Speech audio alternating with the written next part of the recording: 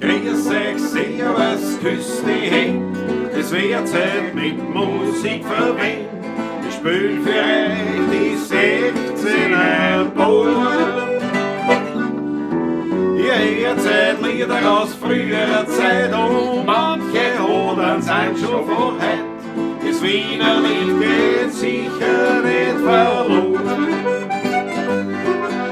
Der Patrick spielt die Harmonika, der Klausi zupft auf der Gitarre. Alles Backe spielt mir noch den Wiener Schal. Die Quetsche klingt halt super fein, Die Kontrapumpen hinten rein. das Zange klingt jetzt auch schon recht human. Grundleidl, grüß euch, servus, küsst die Hände. Es wird Zeit mit Musik verwendet. Ich spiel für euch die 16er Bauern. Ihr hört Lieder aus früherer Zeit und manche Hodern sind schon von heut. Das Wiener Lied geht sicher nicht verloren.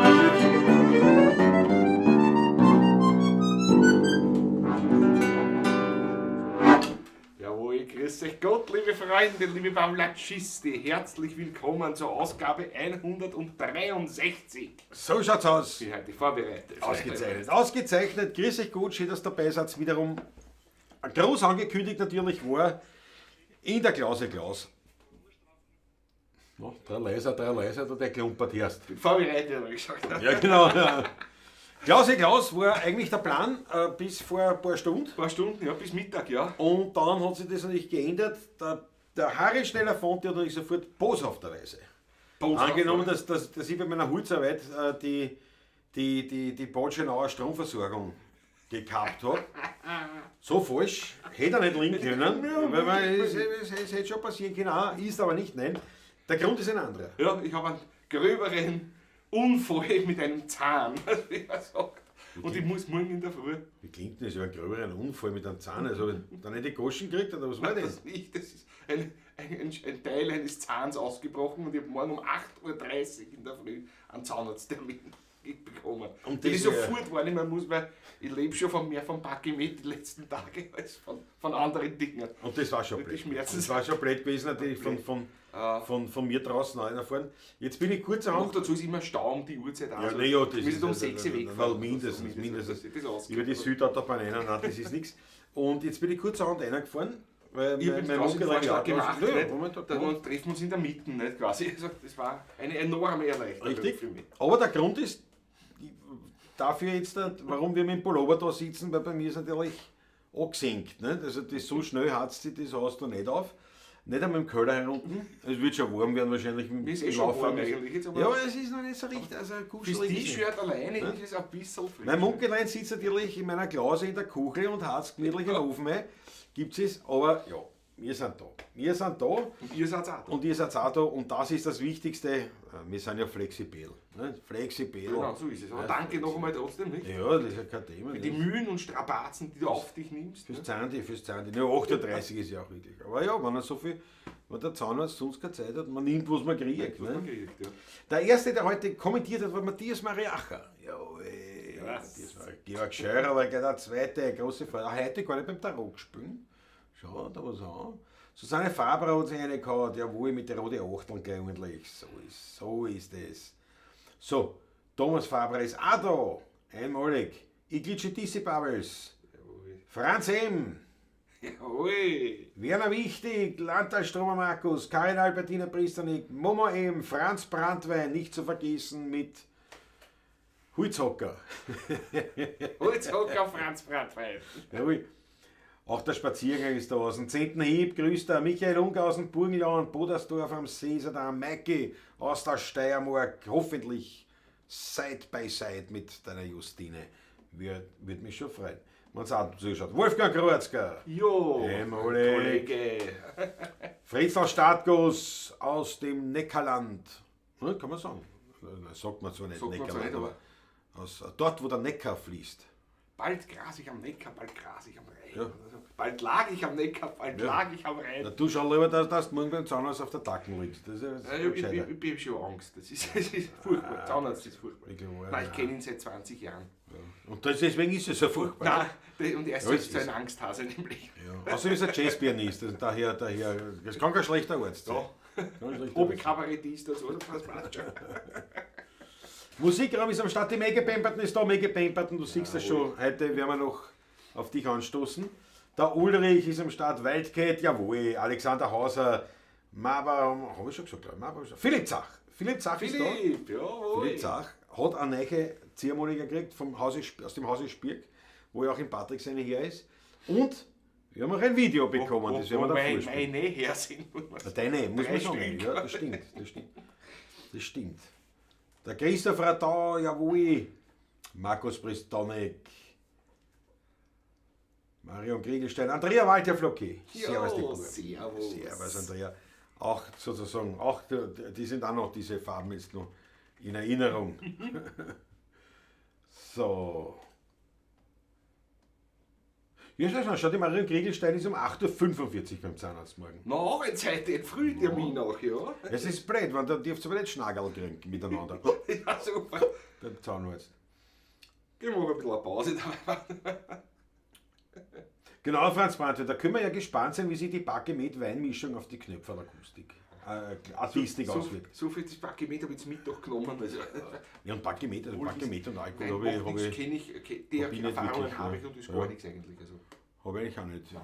Also nicht, dass ich wüsste, da müsste man die fragen, die einen beobachtet haben. Nicht? ja, aber nein. Also, was die Wir haben uns denkst, gegenseitig beobachtet, das schaut nein, Denkst nichts. du, ich habe eigentlich nichts gespielt, ne? Also Nein. bist deppert.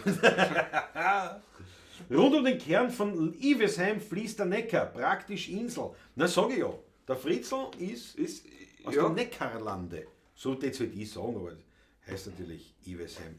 Du, und der Helmut aus der Steiermark ist auch da. Helmut, Servus. Weltklasse. Und selbstverständlich grüßen wir herzlichst alle, die nicht im Chat mitschreiben. natürlich. Und jetzt, bevor wir weiterkommen, kommen wir zum wichtigsten Programmpunkt an jedem Pavlatsch, nämlich das Unbottling. Und heute haben wir ja ein spezielles Geschichtel. Was haben wir? Ganz Patrick? speziell sind die liebe Maggie, die wir in München ja getroffen haben, bei ihr zu Hause waren. Sie uns am Harmonium auf ihrem wunderbaren vorgespielt hat und dann waren wir noch wunderbar Nachtmehl essen und haben ein paar Bierchen getrunken und sie hat uns ein Geschenk mitgebracht. Dann ins Hofbräuhaus. ins Hofbräuhaus. Zur Aufnahme von den Brettelspitzen. Und das ist ein Wein. Jawohl. Ja, na, was wird eine Flasche Milch wird sein? Ich weiß, weil das so erzählst. Es ist ein Wein. Hätte auch ein Bier sein können. So ein Bier für zwei Buren, das macht die Menge nicht.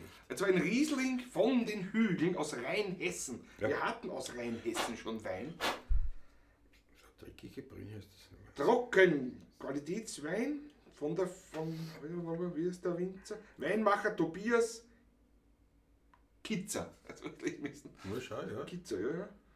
Solange es nie braucht für Recht Etikette, aber gekühlt, ist nicht. ja, was? 2022 ein junger Wein mit 11%. 11%? Mhm. Dann stellen wir gleich eine Flasche Schnaps auch her. Oh, jetzt habe ich mir da. Dann stellen wir gleich einen Alexander Hauser Schnaps Jetzt her. habe ich mir da. So. Ich mache auf. Mach mal auf, pass auf, ich muss weil es so kalt ist. Entschuldigung, Prost, schaut's weg. Zum Wohle, Herr Kollege. Du hast Bakemet im Schnapsel, ne? Gute Aufteilung. Wie gülden. Ja, schaut gut aus. Bin echt gespannt. Die Farbe ist sehr schön. Die Maggie hat ja Gold. gesagt, sie hatte irgendeinen anderen Wein im Blick gehabt. Die wird das Bayerische. Und hat gesagt, das hat's aber nicht gekriegt. Sonst fällt es nur um. Ja, eben, nein, du verschießt eh wieder. Aber ein hübsches Etikett. Sehr hübsches Etikett, ja. Aus Rheinhessen. Bin heute wieder sanft rosa vom Lenz Moser. Ja genau, nicht wie das Glas umschmeißen, Spaziergang, Tanterschi. Ja. Und die Maggie sagt auch, ich hoffe, man braucht keinen Korkenzieher. Das ist ja der wesentlichste Aspekt, weil wir haben deswegen jetzt keinen Wein von Alexander Hauser genommen, weil Patrick müssen wir erst einschulen, wie man so Flaschen aufmacht. Das war mit Schraubverschluss. In Raff, Burschen, mir hat's vergessen, Raffi, das ist ja Jesus Wahnsinn. Maria hörst. Na, da gehört mein Strafschluck. Da wäre ich sofort nachhin. Der Raffi natürlich. Servus. Unser steirisches Urgestein ist ja auch der Unterhaari. Ui, aber jetzt einmal. Sehr zum Wohle, gell? Sehr zum Wohl, danke Maggie. Gesundheit. Und auf alle Pavlo Chastingers. Riecht was sehr gut. Riecht sehr gut. Geschmack. Mal gleich sehen.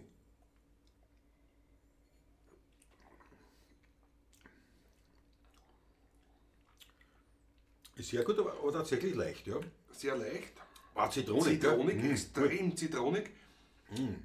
Nämlich nicht Essig, überhaupt nicht. Nein, Aber Zitrone, aber nicht einmal sauer. Nicht einmal Überhaupt, sauer. überhaupt so Zitrusfrüchte. Zitrus, Fast ein bisschen so Mandarinen oder so ein bisschen so Richtung Orangen sogar. Köstlich. Das ist gut. Und die 11% sind halt, na gut, ist kein Lagerwein halt, ne? Aber ist wirklich gut. Maggie, hast gut erwischt. Wollte zwar einen Pfälzer, genau. Du wolltest ursprünglich einen Pfälzer und das aber mit dem, also Pablacisten-technisch liegst du nicht schlecht. Wow, so zitrusfruchtig, das ist unglaublich. Ja. Ist ja Arsch, dass du nichts Fast trinken gut. darfst heute, ja. Aber gut. Ja, was soll man machen? bitte? So, Ah, sehr gut. also Wein, also mit dem können wir arbeiten. Das ist einmal gut. Pablacisten Dankeschön. gerettet. Maggie, Weltklasse.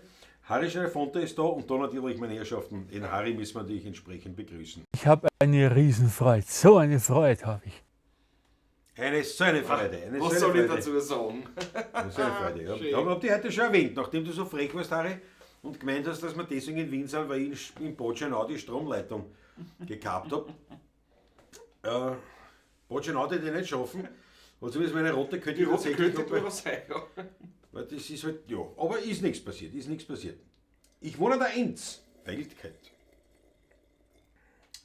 Wenn ich die Flaschen aufkriege mit den eingeschmiedenen Händen, so Franz Brandwein, eingeschmiert vom Motoröl, weil es kakelt hast, oder eingeschmiert vom sanften Herren, Handcreme. Wahrscheinlich, ja. Wahrscheinlich, nicht? Handcreme. Oder so wie früher, Melkfett. erzähl mir immer was, die Nivea. Oder Melkfett. Melkfett, ja, das war. Also die Nivea war so der Klassiker, Der Klassiker, gell? ja. So die in der blauen Dose. Die blaue Dose, ja.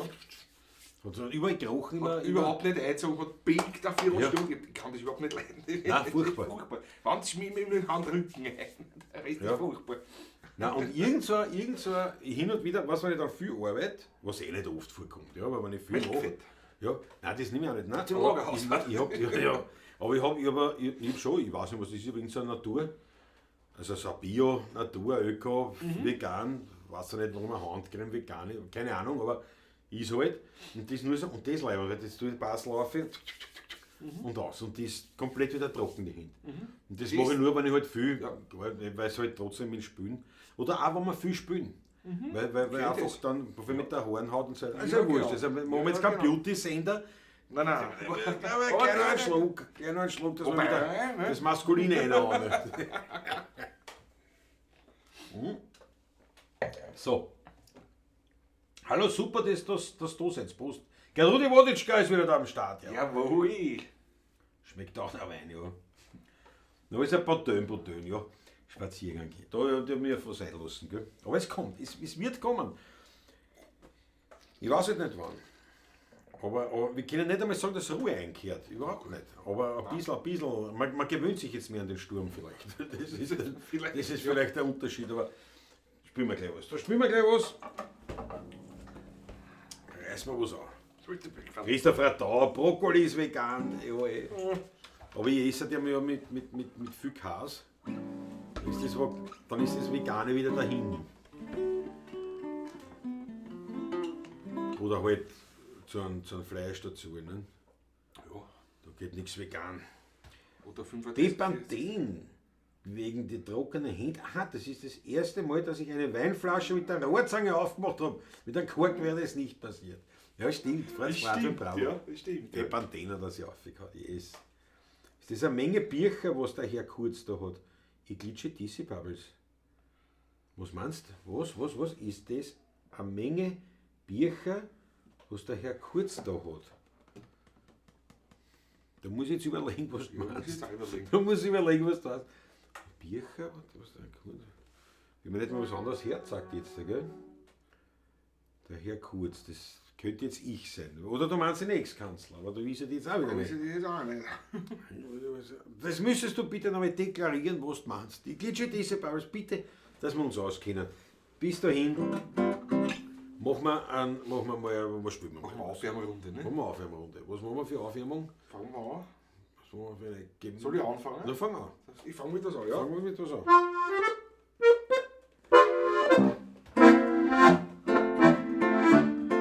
Vor 20, 30 Jahren, da war am Kier der Knoerlee.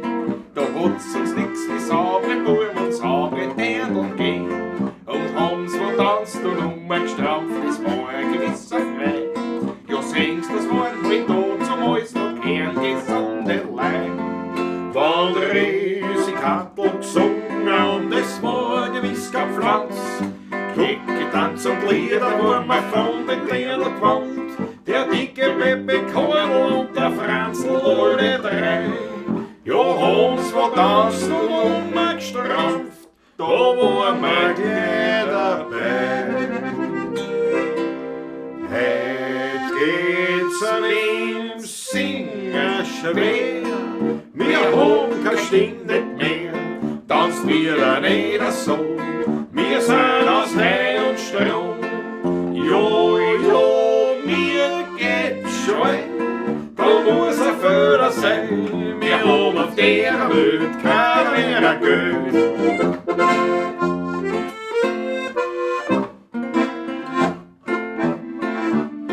Aber unsere lieben Alten waren nicht anspruchsvoll auf Ehe. Fürs ganze Jahr ein Anzug, ein Rechtsalbernand mit mehr. Gefotter Rock mit Schessel, Orangenhosen dazu. Ein schwarzes samtne Westen, das war für den alten Knur. Ein große Meerschaumpfeifen mit einem silbernen Beschlag. Ein Schiebis über 20er halbe drinnen im Senzog. Ein Siegelring, ein Schwarer von einem Gold, keine Spur. Das Kupfer, was der Drum hat, war auf der losen Nur. Schaut mal heut an Gigalang, an so ein Danderlang, oder ein Papiersgewand, ein Stecker in der Hand, ein Glas Scherm drin im Gesicht und in die Fürste Gicht, der Draht hat dabei, ja gehst nicht gleich. Klagenfurter Marsch. Marsch. Einmalig. Der mit Klagenfurt nicht viel zu tun hat, außer dass die Melodie in Anlehnung an den Kärntner Liedermarsch ist. Und da ist noch anzunehmen, dass das der Grund ist für den Titel. Ne? Ja. Wissen wir es auch nicht ganz genau. Pass auf, was doch von Raffi? Spaziergang. Säule von Raffi. Käme ich nicht aus, aber mein Vater ist da. Herzlichen Gruß aus dem Spital, Papa. Ergo, meine Lieben, haut's eine Orgie, eine Welle Jawohl. an rote Achteln für meinen Vater. Das ist ein Spital? Ui, ja, schon. Naja, was die. So leider die Glitsche. Roman, alles Gute. Haut's eine bitte. Achteln für den Herrn Papa. Und natürlich ist das nie ein Fehler. Und dann spielen wir gleich was Fesches. Was Fesches, Resches. Machen wir den Heurigenmarsch, machen wir den Taschler. Moment, Taschler, Machen wir gerne. beim Taschler Gerne. vom Komponisten Patricio Rutger. Rutger reicht schon allein. Da waren wir recht alleine schon. Mein Name ist genug. In super Luxusausführung. Jawohl. Für meinen Vater einen Heurigenmarsch.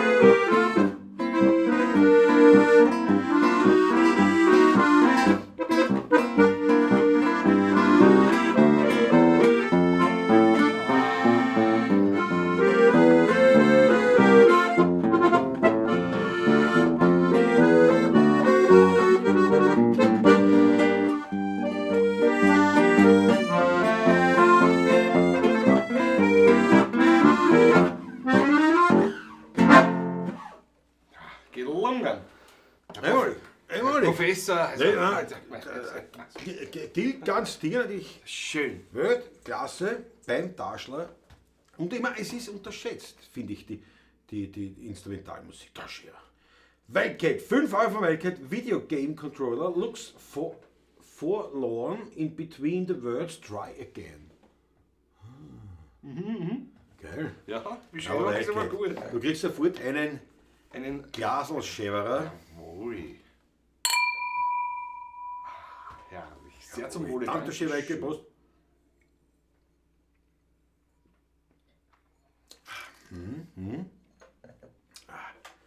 Köstlich, köstlich, köstlich.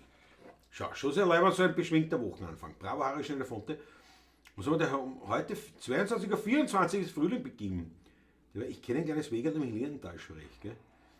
Kann ich nicht, aber das können wir natürlich dann schon fortschauen, ob man das nicht. Ist sicher die Acker im Heftel drin, oder? Das Ich kenne ein kleines Wegel im Hellin. Das schauen wir dann noch. Markus Persone, bin schon beim ersten Mal hören auf den Geschmack gekommen. Taugt mir die Nummer. Ja, gell, die ist leibend. Finde ich auch leibend. Dankeschön, das freut mich umso mehr natürlich. Finde ich auch sehr leibend. Und ich meine, super Achtelpartie für meinen Vater, ganz leibend. Super. Und der Rudi Korbis ist dabei. Super, grüße euch. Ja, und jetzt kommen wir natürlich schon ein bisschen ins Arbeiten, weil zuerst müssen wir ein Video präsentieren, nämlich das von Philipp Zach. Ja, das Das von Philipp Zach müssen wir erzählen. unbedingt. Und da muss ich aufhören, dass wir auch was hören. Und der Philipp Zach hat nämlich eben aus dem Hause Spirk, wo auch im Patrick seine Harmonikas hier sind, jetzt erst seine bekommen und hat uns gleich einen musikalischen Gruß geschickt, was ich sehr leibend finde. Philipp, Weltklasse. Super. Und euch müssen wir das natürlich als Pavla-Cheese-Dingers, können wir euch das nicht vorenthalten. Daher freut euch auf diesen Einschub von Philipp Zach und seiner neuen Zieh vom Spirk. So, der Ziehharmonika ist fertig. Man erkennt es am Dauergrinser bei mir im Gesicht.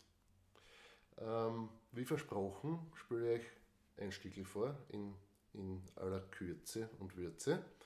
Und wie es gehört, wird es ein Wiener Lied werden. Ich hoffe, ich mache euch keine Schande.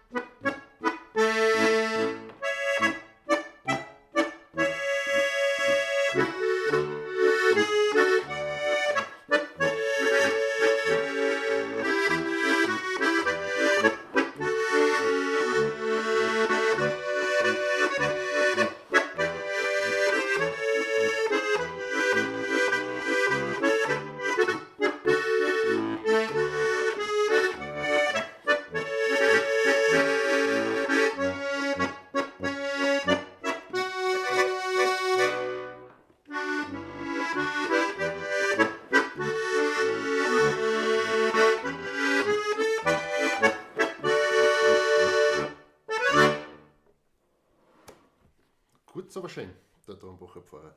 Mit dem Singen habe ich es anscheinend nicht so, wie ihr merkt. Vielleicht reicht ihr das halt jetzt dann gleich in gescheit nach. Jawohl. Bravo Philipp Zach und die Achtel von den Scheine. Die So Achtel von den gefällt mir Scheine. das. Weltklasse gespielt und natürlich, ja. Also wenn uns schon so auffordert, werden wir es halt natürlich anreißen, ist ganz klar. Natürlich. Da mal wieder oder? Jawohl. Weltklasse, Weltklasse. Geschichte. Da müssen wir es auch so schön spielen. So. Sagt's mir Leilon, was ist heute in Dornbach geschehen? Überall ist sein, kann man's auserinnen sehen. Keiner will dabei der Letzte sein. Mir scheint, da gibt's einen guten Wein. An jeden, den man fragt, die allen vertraut und sagt, der Dornbacher Pfarrer steckt aus, da bleibt doch kein Weg besser zu Haus. Da kommen's pünktlich zur Zähne ist. Auf einmal jeder wissen's vom Vorher die Adresse. Die Frauen, die wundern sich sehr. Ja, sag, wo kommt diese Frömmigkeit her? Da plaudert der Siemandl aus. Ja, der Dornbacher Pfarrer steckt aus. Weiter, okay. Freude, da was Der denn? zweite auch noch. Du musst die Hosen ziehen sperren. Schon der alte Noah hat den Wein entdeckt. Und seit damals weiß man, was dahinter steckt. So ein Schluckerl von dem Wein der Lies. Der erste Schritt, wohin? Ins Paradies. Der Weg zur Seligkeit ist ja nicht einmal so weit. Weil der Dornbacher Pfarrer steigt aus. Da bleibt doch kein Weib besser zu Haus. Da kommen's pünktlich zur Zehnermist. Auf einmal wissen's vom Feuer die Adresse. Die Frauen, die wundern sich sehr. Ja, sag, wo kommt diese Frömmigkeit her? Da plaudert der Siemandl aus. Ja, der Dornbacher Pfarrer steckt aus. Jawohl! Einmalig. Dornbacher Pfarrer. Und Weltklasse gemacht von Philipp. Groß. Ja, die alte Hohebank von Opa. Nachdem ich der Einzige in der Familie bin, der kein Tischler ist, ist mir nur der Tisch geblieben. Philipp, ganz großartig, weil das wollte ich nämlich jetzt quasi dann fragen, was, ob das ein Bewandtnis ist, weil das nicht clever. Die alte Hohebank als Schreibtisch 1A. Absolut 1A. Schau die Achtel von rein. Ja, schön. Warte mal, das muss ich wieder da dran, da muss ich ein bisschen zurück dran. So, dann ihr Schlügel. Verspätet aber doch sehr was zu sagen. Na endlich! Wo warst du denn so lang? Das schaut arisch erfunden, da kann sich der Herr Rutger anhalten. Ah, okay. Ja, wir werden gefordert. Wir werden gefordert, das ist so. Was ist das für ein Schreibtisch oder was? Achso, den hat er gefragt, da Michael Unger, ja genau. Na, Weltklasse. Ja, der Prinzip Martin Rexes, ja, von Martin und Elke. Zurück in Österreich und voll Vorfreude. Freitag sehen wir uns in der Rüsselköller. Martin Rexes, das gefällt mir voll. Na, da freue ich mich auch. Da Du weißt, ja, du kennst was es heißt ja. das? Ich kenn's ja schon, so ist schon bei den Freunden von mir. Du kennst es ja noch nicht. Ne? Muss auch ein Werkzeug auch mitnehmen. Martin und Elke, aber ja. Auf jeden Fall ist es sehr lang. Ich freue mich sehr am Freitag. bitte darum. Ich weiß nicht, wie die Reservierungslage ist. Ich nehme an, fast, dass wir schon viel Ich sind. weiß nicht, aber Aber ich habe nichts Aktuelles gehört. Das gehört auch, ja. Aber auf jeden Fall am kommenden Freitag sind wir in der Stammersdorfer Kellergasse in der Rüsselköller. Also seht ihr auf unserer Homepage, wenn noch jemand sagt, ja, das gebe ich mir und ich bin in Wien oder war vielleicht sogar in Stammersdorf. Das mich freuen. Hallo ihr zwei, ich bin im Wohnzimmer. Sagt wer? Josef Tattel. Jawohl. Unser Josef Natürlich. Tattel. Im Wohnzimmer, nicht in der Badewanne. Philipp Zach war gleich was ganz anderes. Naja, Philipp Zach, das ist jetzt aber keine Kunst. Nicht? Weil, Erstens sind wir zu zweit. Aber, Zwei Stimmen, zwei Instrumente. Also, ne, das ist. Ja. aber natürlich einer, der ein bisschen Kenntnis hat von Steirischer, der weiß schon, dass du spielst, dass du jetzt nicht unbedingt gerade angefangen hast. Das ist absolut leibend und natürlich, ja, es ist natürlich so, diese Lieder, auch wenn man es kennt, aus einem anderen Umfeld, das ist dann immer ein bisschen, wie soll ich sagen, ist immer so ein bisschen mir fällt das Wort nicht, ein Kompromiss, nicht? Wenn man jetzt mit einem Instrument, das ist also ungefähr so, wenn es eine Popnummer auf einer Gitarre spielst, das ist logisch, nicht? Aber auf jeden Fall absolut Weltklasse und danke für das Video. Das ist auch super. Also an alle Pavlacisten, wir freuen uns wahnsinnig, wenn sie uns Videos oder Fotos von irgendwelchen Begebenheiten, die natürlich in einem Wiener Lied-Kontext stehen, das war super. Schickt uns das, wir dann es ganz gern veröffentlichen und vor allem, wir haben selber Mutzerfreude damit, wenn man es uns anschaut. Ganz, ganz klasse. Daniel Schlögl, hätte noch meiner besten Freundin Besuch. Naja, das ist klar. du musst das halt raushauen oder sagen, pass auf, jetzt musst du zuschauen. Na, alles gut, Daniel Schlögl. Alles super. Schau, Georg Scheurer, unser unser Administrator, der Pavlacisti 16er Burmgruppen auf Facebook. Wer noch nicht dabei ist, bitte unbedingt da, wie sagt man da, teilnehmen, Mitglied werden. Teilnehmen, ja. So irgendwie von der Sozusagen. Facebook-Gruppe 16 Burm Pavlacisti. Der Georg Scheurer hat das sozusagen, führt das und ja. Und das war leibend, wenn das wächst und wenn da die Community wächst sozusagen. Das war leibend. Sehr gut. So, jetzt haben wir einen Schluck. Ich habe einen Schluck da vom Wein. Jetzt mache ich was. Was machst du? Ja, du musst das selber, nicht mir deppern. Du schießt aus, immer wieder will. Immer, ja. Einmal passiert noch was. Ja, das ist ja ganz. So, und jetzt muss ich aber noch schauen. Ich gehe ein kleines Wegel. Look, ein Schlückchen nehme ich mir noch. Und dann Nimm da gleich einen kleinen Schluck. Das ist schon genug dann. Der Stoff ist wirklich nicht angegeben drin. Ich meine, der Spazieren hat er schon vorgeschlagen. Hat Patrick die steirische heute mit? Ja, allerdings die südsteirische Dinkelschrotmühle. Auch ein wunderbares Instrument vom Hermann. Auch schon über 20 Jahre alt das Gerät in der Zwischenzeit. Ja. Gute Dienste geleistet und sie spielt immer noch. Also, Werden wir da natürlich was machen, ist gar ganz klar. Aber jetzt müssen wir uns ja noch an Spaziergangsempfehlung halten, der uns ja auch gleich im Hodener die Seiten vorgegeben hat, wo das drauf ist. Es ist halt in S durchgeschrieben, das ist da halt. in S zum Singen wird es wahrscheinlich. Naja, zum Singen wird schon gehen, ist ja wurscht. Auf der anderen Seite, der Herrgott, der Star ist auch eine S. Ja. Also, Na, viel durcheinander ist. Ich kenne das Lied auch nicht wirklich. dann machen wir Ist Porträt, einfach machen wir nur nur so. einen Refrain. Nein, das geht schon. Wenn sich zwei Menschen lieben und einig sind, das kenne ich eh nicht, ja, die Strophen kenne ich eh nicht. Wo fängt der Refrain an? Da, ich kenne ein kleines Weg. Na gut, ich probiere jetzt auswendig da mitzuspielen, einfach, ja gut. Ja, es dürfte aber ziemlich glatt verkehrt sein. Es sind so viele Sachen drüber geschrieben, dass du gar nicht brauchst. Eine ziemlich swingende Jessica Nummer, ja. Ja, das ist jedes Wienerlied. Wenn ich sage, bei einem Wienerlied, das dürfte ziemlich glatt verkehrt sein, dann meine ich dann nicht 1, 4, 5, du hier vielleicht, seit 30 Jahren, müsst ihr schon wissen. Sondern ich meine, dass es wienerisch eindeutig ist, sozusagen. Werden wir gleich sehen. Bist bereit? Ich kenne ein kleines Segel im hellen Tal. Das ist für alte Ehepaare viel zu charmant. Die Jungen aber müssen eckig gehen. Und das ist schön, und das ist schön. Das Gras des Torten wächst durch keinen grünen Fleck. Beim ersten Bussel schauen sogar die Bäume weg. Und kriegen als Dank dafür ein Herz mit Jahreszahl.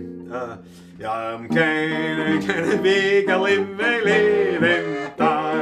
Bei Baden, bei Baden, bei Baden, außer Wien und nächsten Sonntag gehen wir zwei dorthin.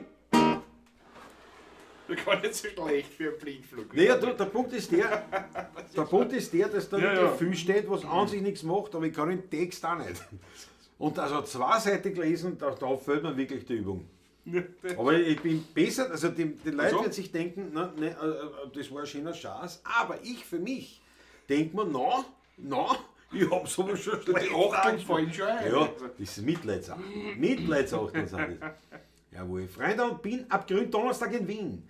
Bleibe ca. 12 bis 14 Tage. Bin also am 13. April beim Taschler, Meckepemperten. Jawohl. Ja, Weltklasse. Hast du reserviert? Ich glaube schon, wir haben Ich glaub gesprochen. auch, gell? Nicht? Beim Paulaner haben wir ja, dass der Zaun auf die Stimme geht. Das ist ja eigenartig. Ja, okay, das wird einfach der, ich halte mir den Christoph Radau, das ist ein Kenner der Materie. Und der sagt, wer nicht zum Zahnarzt muss, darf etwas mehr reinhessen. Bitte schön. Du hast eine Ahnung vom Leben. Nun denn. Das stimmt, aber es stimmt. Weltklasse. Also, das war eigentlich ein Untergang, aber ganz super, Klaus. Ich finde es super. Danke, Spaziergang. Sehr schwer zu singen, gut gemacht, Musik, aber ihr seid so lieb. Mir seid wirklich lieb, ja. Ist jetzt wirklich sehr lieb. Und natürlich, Fakt ist schon, dass diese Darbietung natürlich mehr als schwach war, aber wir stehen da drüber. Nicht? Weißt du, ich mache seit jetzt 40 Jahren Musik, kann man sagen. Es kann nichts passieren. Ja, das hätte toll sein, in dem Zusammenhang nicht sagen, weil den noch 40 Jahre kennt, sollte das eigentlich besser kennen. Ne? Naja. Aber, ich mein, aber tatsächlich, das Hauptproblem war, dass ich den Text auch nicht kann. Ne? Naja, klar. Und was gar nichts kann und dann so viel da steht, Dann sollst du auf die Melodie schauen, sollst du auf die Akkordbezifferung und auf den Text schauen. Das ist wieder ein bisschen schwierig. ja, schwierig. Schwierig. Und dann waren da halt so viel, die Akkorde so viel aufgeschrieben. Ich mag das nicht. Ich hab das schon gern. Nein, ich mag das nicht, weil. Ich mag viel schneller dann vielleicht. Naja, das ja, aber das ist. Ich mag das deswegen nicht, weil das. Es ist zum direkten Nachspielen eigentlich unübersichtlich. Es ist unübersichtlich und du hast es ja im Jazz auch nicht. Du hast die Grundlagen und dann magst du das draus, was du glaubst. Aber wenn da in einem Takt mit Achtelnoten 6 Akkorde stehen, ja. bei einem Wienerlied. Ja. Also, und wie gesagt, das hast du nicht nur im Jazz, nicht? Da hast du ja, weil das dient ja, du weißt, um was es geht und du machst dann mit den Akkorderweiterungen das, was du glaubst, dass du halt machst. Nicht? Ja, genau. Aber ja, Genau so schaut es aus. Ja. aber wir wollen uns da nicht ausreden. Patrick, das holen wir dann nächste Woche nach. Da geht's Ja. da ist das Flaschall schon leer. Liebe Marion Gregelstein, der Patrick wird es nicht nachholen können, weil das Flaschall bis dahin weg sein wird. Das Rheinhessen kann ich nicht nach. Rheinhessen ist nicht. Ja, und saufen nur daheim das geht Das bringst du jetzt auch. Da braucht er keine Hilfe. Am Samstag beim Hagerheiring gewesen. War aber sehr dezent, muss ich sagen. Ja. Oh je, da ist irgendwas hängen geblieben. Oi. Keiner weiß was.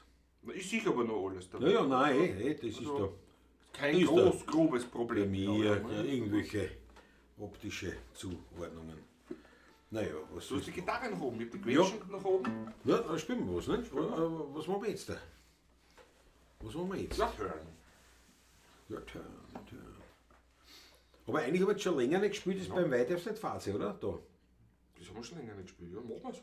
Ja, gerne sogar. Heute bei der Musik sagt typisch, dass Wiener, das sind dann häufige Sprünge, Quintoktav.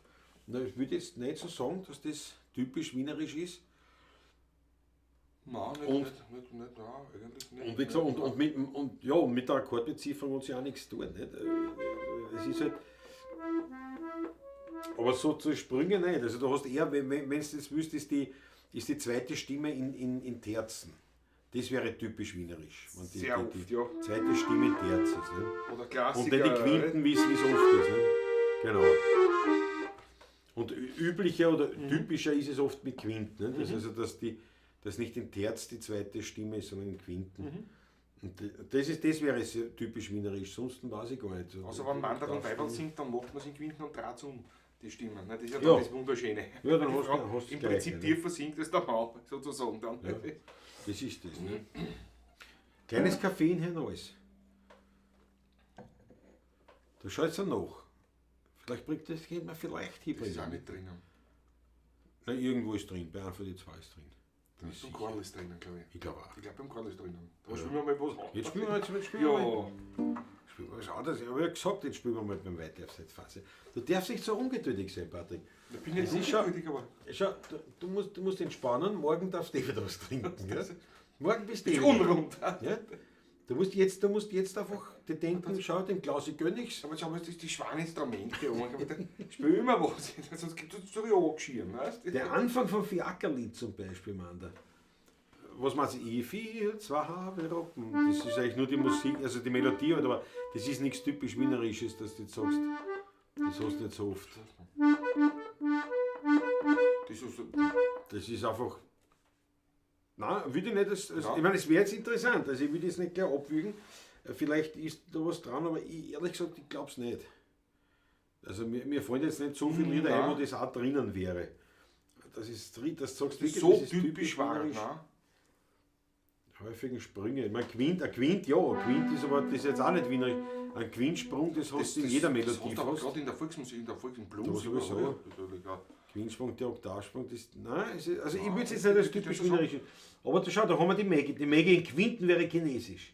In Sechsten wäre wernerisch, ja, so gesehen. Aber ich weiß nicht. In Quinten wäre chinesisch, ja.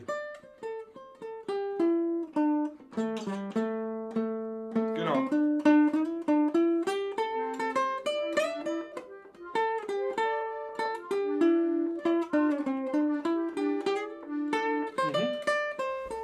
waren auch die ersten Bluesmusiker Chinesen. Genau.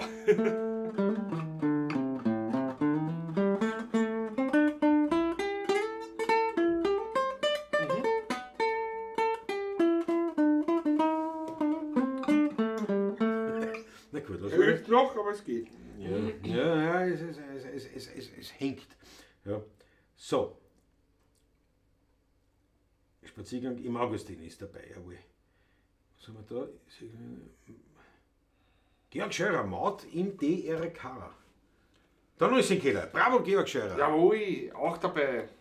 Sehr leibend. Narischer Kastanienbaum, ja, können wir dann auch mal. Spaziergang schon geschaut, im Hodiner 149, ja. Das machen wir dann.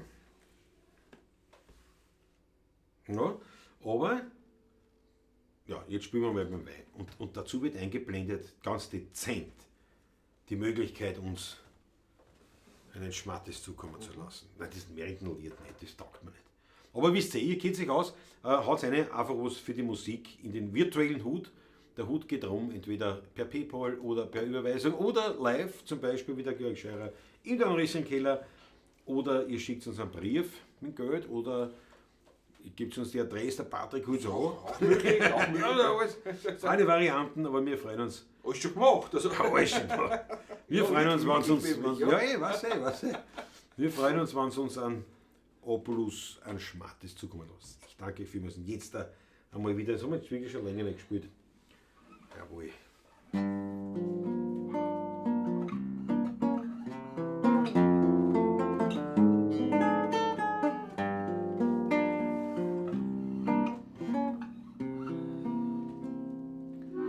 Beim Wein darf's nicht fad sein, beim Lied muss schön stark sein, sonst hast du die halbe Freude.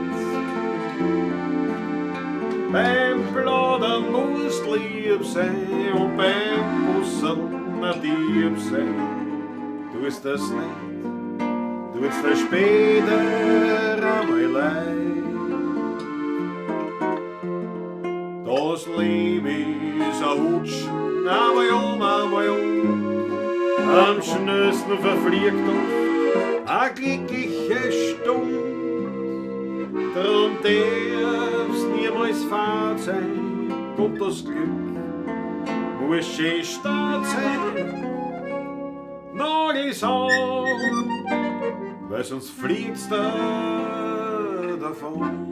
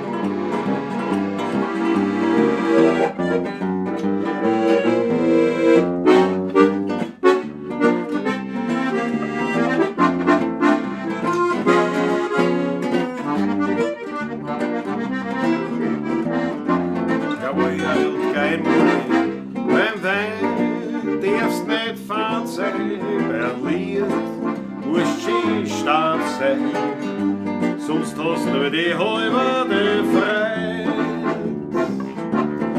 Beim Plaudern musst lieb sein und beim Busseln ein Dieb sein. Tust das nicht, tut's das später einmal leid. Das Leben ist ein Hutsch, einmal am schnellsten verfliegt uns eine glückliche Stunde. Darum darf's niemals fad sein, kommt das Glück, muss schön stark sein.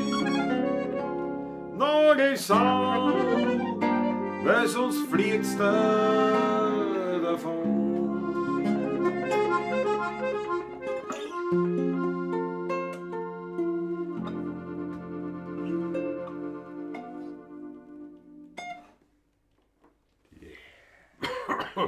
Nachstimmung könntest du machen. Könnte ich machen, ja. Ja, also, Könnte ich machen. echt gefällt jetzt die Achteln von rein. Weltklasse, danke schön. Also ja, eine Weltklasse-Nummer. auch. Mir gefällt es auch. Vor allem, wenn man den Komponisten dann hört dazu. Absolut. Ja, absolut. Wahnsinn, ja. Feriwunsch. Großartig. Großartig. Sabine Handel, hello. Sabine, Weltklasse. Servus. International eigentlich. International. Hello is international. Hello. Hello, you're very welcome. Das mal ein bisschen ein Ding. Könntest du ein paar Flatschen auf Englisch halten? Nein. Das war aber lustig, wir könnten das einmal machen. Wir Oh, ich könnten, habe mich lange Vorbereitung. na, wir könnten einmal, na, mit Vorbereitung kann ich gar nichts mehr. Also ich kann es ohne Vorbereitung, aber das, was hältst du davon? Wir könnten noch einmal eine Eine Flatschen englische Pavlatschen auf machen. Englisch machen. Wieder gestürzt. Mit der Maggie. Da verstehen uns, Der Maggie. da verstehen uns dann nicht mehr nur manche Deutsche nicht, sondern dann verstehen uns gar keiner. Gar keiner mehr, nicht? Das war doch was. Jawohl, ich schau dir was an Manfred Kraft. Keine Probe war früher aus, habe ich es einmal früher geschafft. Leibwand. Sehr schön, Schön, dass Manfred. du da bist. Servus. Markus Bissero sagt, hört man immer wieder gern das Lied. Gell, ist allein die Nummer. Auch Josef Dattler, sehr schön und die Achtel von einer Weltklasse. Also, das Englische Pavlatschen mit Maggie Pemberton. Das war eine Geschichte, weißt du? naja, na, das ist auch blöd, weil dann muss man nur sie reden. Macht nichts. Naja, nein, aber das war, aber was steht da mal so auf Englisch? Ladies and gentlemen, welcome to the Pavlatschen, the first Wienerlied Livestream Ich muss ja nicht lachen. ever. With the 16er Buben, das ist ein Eigenname, braucht man nicht übersetzen, ne? Which means the kids from the 16th District, Klammer auf, Otterkring, Klammer zu, Full Stop. Unser Turntable, Quetchtable, Patrick Serutka, Und die Akkordeon kannst du unser Akkordeon. Ja. Und da musst du noch nicht sagen. Und an Kontragitarre Klaus Steurer. Kontragitarre kann man, Harpgitarre kennt man. Nee, alles ein Das Grund. ist eine Kontragitarre, ist eine Kontragitarre. Das ist auch ein Eigenname. Das ist ein Eigenname. Aber das wird was. Englische Pavlasche, da müsst ihr auch die Texte englisieren. Na, das war nicht von sehen. Das ist zu viel. Ein Sechssprung mit der Melodie ist das Schönes. Ich bin dabei, diese Paul ist dabei. Schon die Maggie ist noch immer im Musikraum zum Besprechen an den Sprüngen.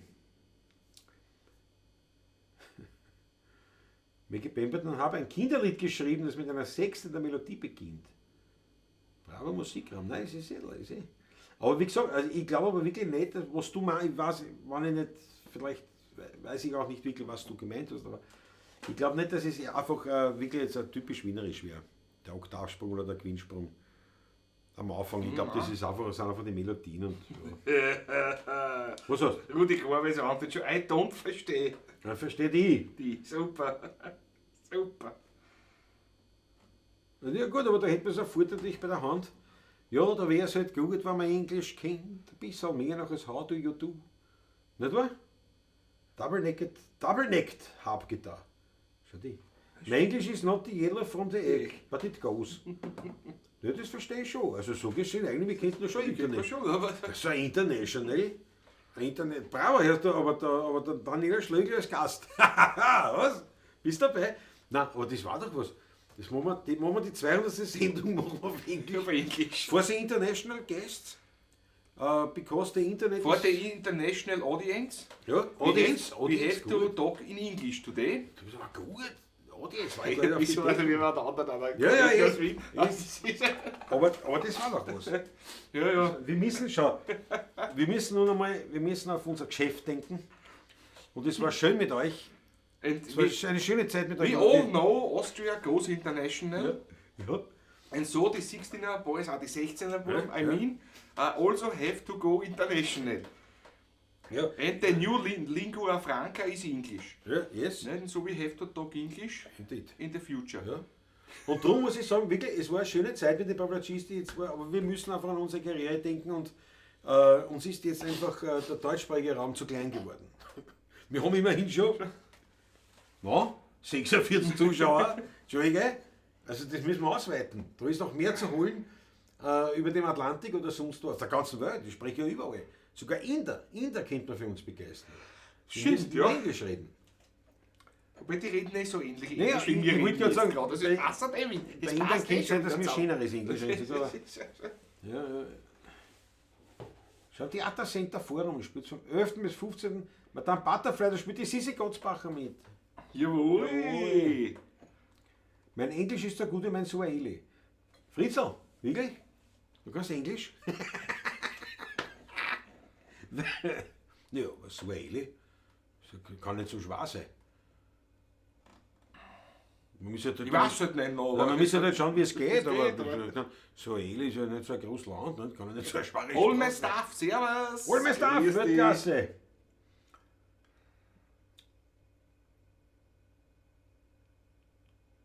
Draußen ist hier, fängt sogar mit einem absteigenden Sechs an. Manfred Kraft, ja, aber zu dieser Diskussion muss ich einfach wirklich sagen, das ist, du hast einfach das Lied anfängt, du hast halt die paar Varianten, die es gibt und dann Von der, Fang mal sagen so wir an. mal so, von der Melodieführung her, spezifisch da was Wienerisches auszuhören, ist schwierig. Was natürlich macht die Harmonisierung. ja, aber die Melodien Da- selber sind 12 Töne, was willst du viel Das, Spielraum das hast du macht nicht, es dann ne? aus. Ne? Eben das Arrangement. Das Arrangement, ja, Eigentlich, genau. Ja. Die Harmonieführung, wie man so sagt. Ja. Ja, Bilgeri, Hansi Dumitsch, Klaus Stilit. Das war ja auch geil. Aber Kompromiss. Da gibt es sogar nicht, was? Lieder halb Englisch, halb Deutsch. Kartentippler Blues von Gerd Bronner. Der Kartentippler Blues. Nein, ist der nicht vom Hodenau? Die Kartentipplerei. Die ist von- Kartentipplerei. Von Karl. Kartentippler Blues. Oh ja, von Bronner, ja, stimmt. Naja, und es gibt ja. Drehblingsrude Country. Ja. Der Bundesbabblus. Ja, und das gibt ja vom Hermann Leopoldi. Also zum Beispiel Kleines Café in Neues gibt es ja auch auf Gibt's auf Englisch. Englisch, ja. Sogar. Im Hermann Leopoldi hat er einiges, also nicht er hat nichts übersetzt, er hat auch nicht Englisch kennen, aber I'm just a quiet drinker. zum Beispiel That's why I'm never blue. Das ist ja großartig. Play your chess not with me. Genau. Wenn man Witze erzählen, kann die Native Speaker drüber lachen, das stimmt. Aber das habe ich auch gemacht, aber oft dann lachen sie eben über mich eigentlich und nicht über einen Witz und ich glaube, sie machen über einen Witz. Englisch, ne? Seid ihr Tanisch geworden? Also Damisch oder Terisch oder sonst was? Raffi, was meinst du? Habe ich eher Liedl auf Afrikaans geschickt? Genau!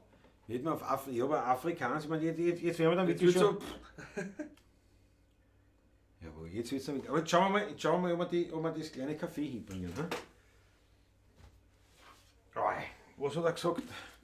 Na, warte, jetzt schaue ich hinten nach.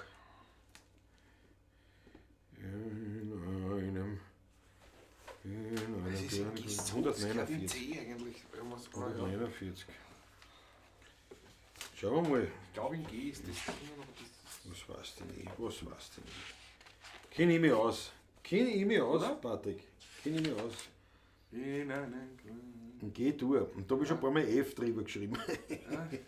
Ist schon hoch, aber du. Ich bin dabei. Und geh durch, der Prost, ja?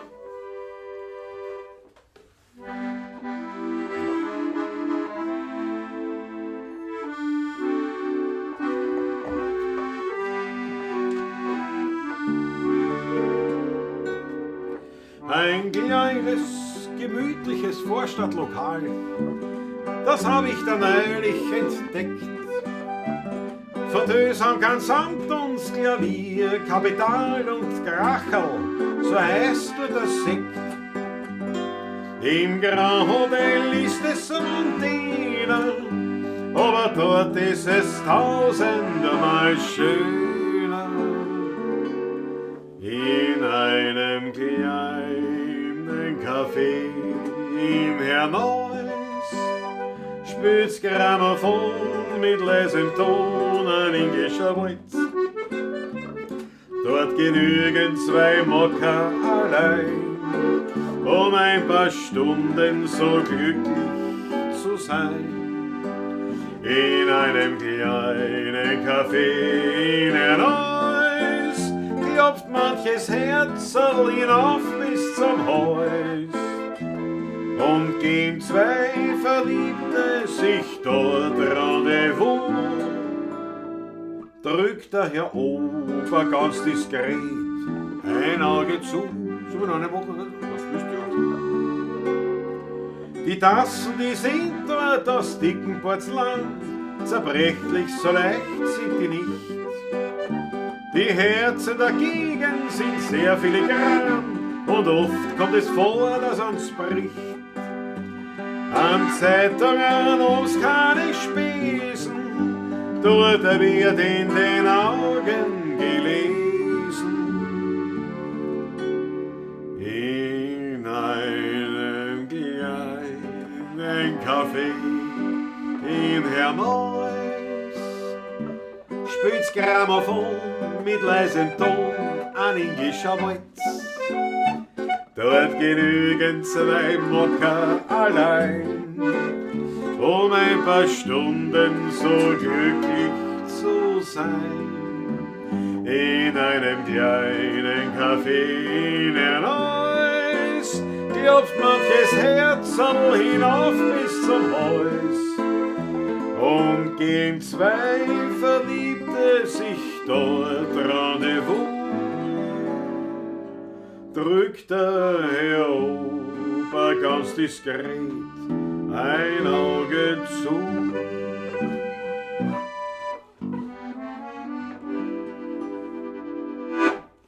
Ja, auch nicht so schlecht. Ein bisschen hoch, aber ja, so siehst du. Ja, die Achtel fallen rein da. Achtel fahren. Darling is a caboose woman. So, der Straßenhans ist da, jawohl. Straßenhans, wieder von daheim schon. Ist schon gesundet ordentlich. Ich hoffe doch. Hoffe doch. Patrick, schau es an. Da ist nichts drinnen. Und ich kann nicht wackeln, ich habe ein Buch und eine Gitarre in der Hand. Man braucht nicht wackeln. Das letzte Mal hast du dich aufgeregt, dass ich nicht gewackelt habe. Das ist der, wie ist das heute, Thomas? Was? Wie ist das von? In einem kleinen Café. Aber das heißt, nein, wir machen eine internationale Sendung. Einmal machen wir eine internationale Sendung. Vielleicht machen wir den nicht am Montag. Machen wir ein Special. Was, dass wir Ein Special Datum, ne? Ein Special Datum, genau. Vielleicht am Tag, gibt es irgendeinen Tag der Internationalität? Nein, nicht wahrscheinlich. Am Tag der englischen Sprache oder so. Sowas, ja. Das klingt schon wieder eine Fahrt, ne?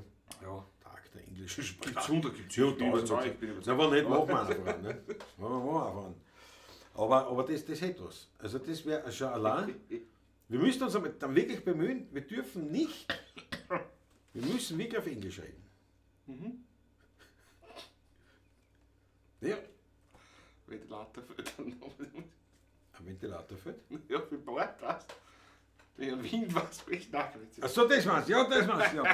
Das ist ein Insider, man bringt keine Insider-Partys. Tut man nicht. Naja. Okay, muss der andere so lachen. Meine Frau und ich versuchen das Englisch Skalar zu lernen. Ich hoffe, ihr habt nichts dagegen. Nein, im Gegenteil, spazieren. Das freut mich voll.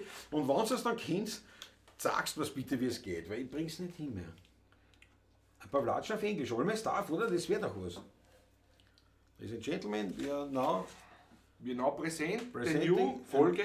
The New. Nein, The New Pavlatschen. ja, aber man sagt das, a song from the year 1834, dedicated to a wine bottle, nicht? Und this is our version. Tag der kulturellen Aneignung. Tag der kulturellen, ja, das ist schön. Musikraum. Da sind wir dabei. Tag der kulturellen Aneignung. Da sind wir dabei. Schnucki. Ein Schnucki, fahren wir nach Kentucky. Ja, aber wir hätten ein paar. Eben das, ja, da war es halt gut, wenn man Englisch kennt, ein bisschen näher noch als How do you do. Das kriegen wir hin. Das lege ich jetzt weg wieder. Spielen wir jetzt, was wir kennen. Du ist jetzt die Steirische? Ja, die Steirische, ja. Spielen wir mal was wir Jetzt gehen wir kennen. beide aus dem Bild. Das ist Nein, ich bin nicht da. Nein, ich bin da. Aber nein, ich tue mich noch auf und hau das Viere, das Buch. Bumm! Zack! In! Mist sehen. So. Sind wir schon warm geworden jetzt? Ja, es ist ein bisschen warm, aber auch wiederum trotzdem kalt.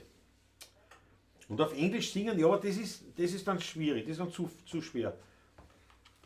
Habt ein Lied zum heutigen Tag des Glücklichseins. Ist heute, Jota? Heute, ja. Jota, heute ist ein Tag zum Ich Glücklichsein. wandert immer näher zu mir, tauchst du da Ich hinein? doch nicht, wieso soll ich antauchen? Das ist ja Wieso Wahnsinn. soll ich antauchen? Das anders kann Du ich wirst mir, die anhalten wahrscheinlich, Das jetzt kann ziehst du ich- mich mal hin. das kann ich mir nicht vorstellen. Patrick, zeig noch der Leiberl her. Ein schönes Das, Ja. jawohl. So Ah, eine da. Charme quetscht jetzt rüber. Yes. Yes. So wie auch dieser Hoodie, Pavlatschen, 16 Pavlatschen. Warte mal, wir können das ja genau schön. Warte, Patrick. Ja, natürlich. Warte, halt durch. Ja, halt durch, lang. Kamerakind Klausi brauchen wir da. Jawohl. Schaut's her. So. Sei nicht geschamig. Quetscht jetzt rüber. So schaut's aus.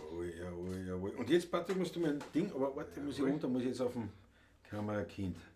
Patrick, du musst das umdrehen. Ja, müssen auf das Glas Ja, aufpassen. pass aufs Glas auf, das war eh gut. So, schau her. 16er Baum, Paula. Da. Warte mal.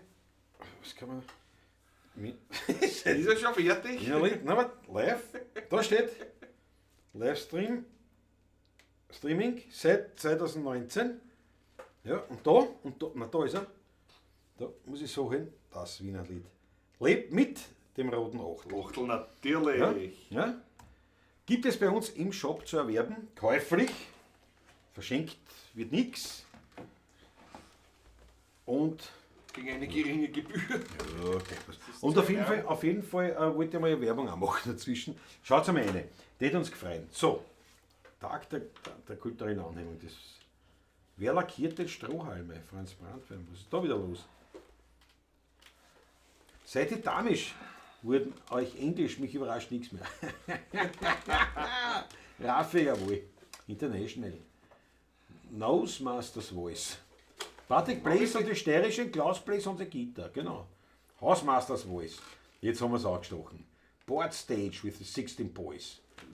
Tag des Glücklichseins. Was soll das sein für einen typischen Wiener? Matthias Mariaka, gute Geschichte. Cooler Pullover, cooles Leiber, ohne Staff, Weltklasse. Bei uns im Shop. Würdest du da wo stehen? Nein. Ja, bei uns im Shop halt.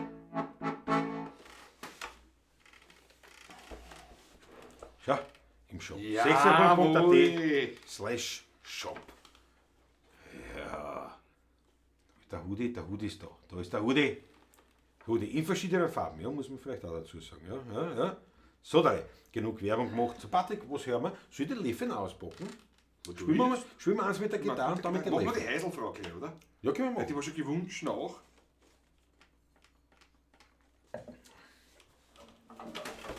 Heute auf der steirischen. Im Original Im sozusagen. Original sozusagen, ja.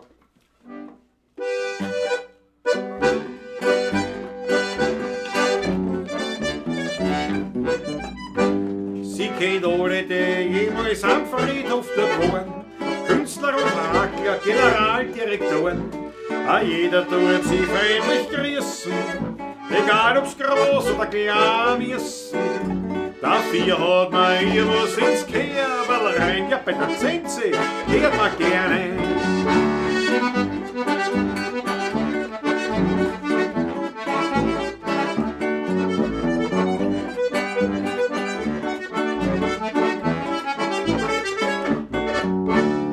Mein Schatzel ist a Häselfrau, am Friedhof in Stadtlau.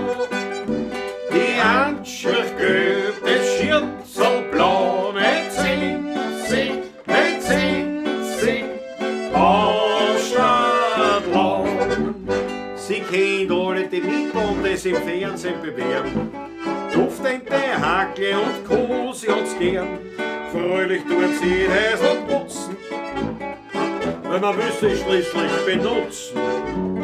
Dafür hat man ihr was ins Kerberl rein, ja bitte. So ein Schnagel, hört man gerne. Hallo!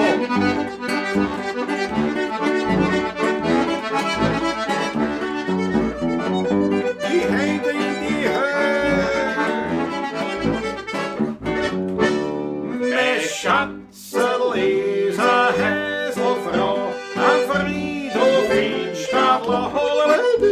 Die Handschrift gibt es Schürzelblau, mit Zinsi, aus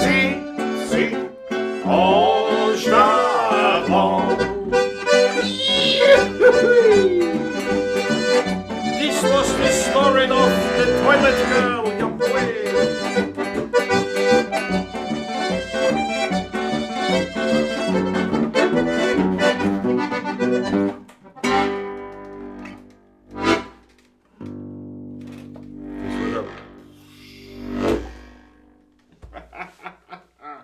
Jawohl, ne? Toilet Girl habe ich reingebracht, dann jeder Schlögel und sofort Toilet. Die Achteln fallen rein. The Cam Kid from the 60s. herrlich mit Aber, euch wieder. aber das wird klasse, jetzt sind sie alle auf Englisch. Jetzt sind sie alle auf Englisch, ich verstehe kein Wort, was ich sage. Das Styrian Accordion. Galitziberg auf der Steirischen, das könnte ja nicht gehen. Das geht sich aus, ja. Das könnte ja nicht gehen. Machen wir so, probieren wir es aus. Machen wir es ja Theater. Neulich denk ich mir, lass dich rasieren und gehst dann am Engel spazieren und dass du kein Geld nicht gibst aus, so gehst am Galiziberg hinaus und wir am Galiziberg kommen und schau mir am Engel so da sieh ich ganz still und ganz calm, ein Vogel ist da rum auf einem Baum. Ich denk mir, du krachst, sonst geht's drauf. Und nimmst du das Vogelnest aus? Das Kraxel war gar nicht so schwer. Ja, aber wie ich oben war das Vogelnest leer. Aber ich auf mein Baum bin ganz still. Und die falsche Strophe. Hätte die sofort auffallen müssen. Hätte ich mir sofort ein Stesser unter dem Ding geben sollen. Muss mich so Und konzentrieren. wir am Sitz am Baum. Bam ums und wie. Am Baum am Sitz, ja genau.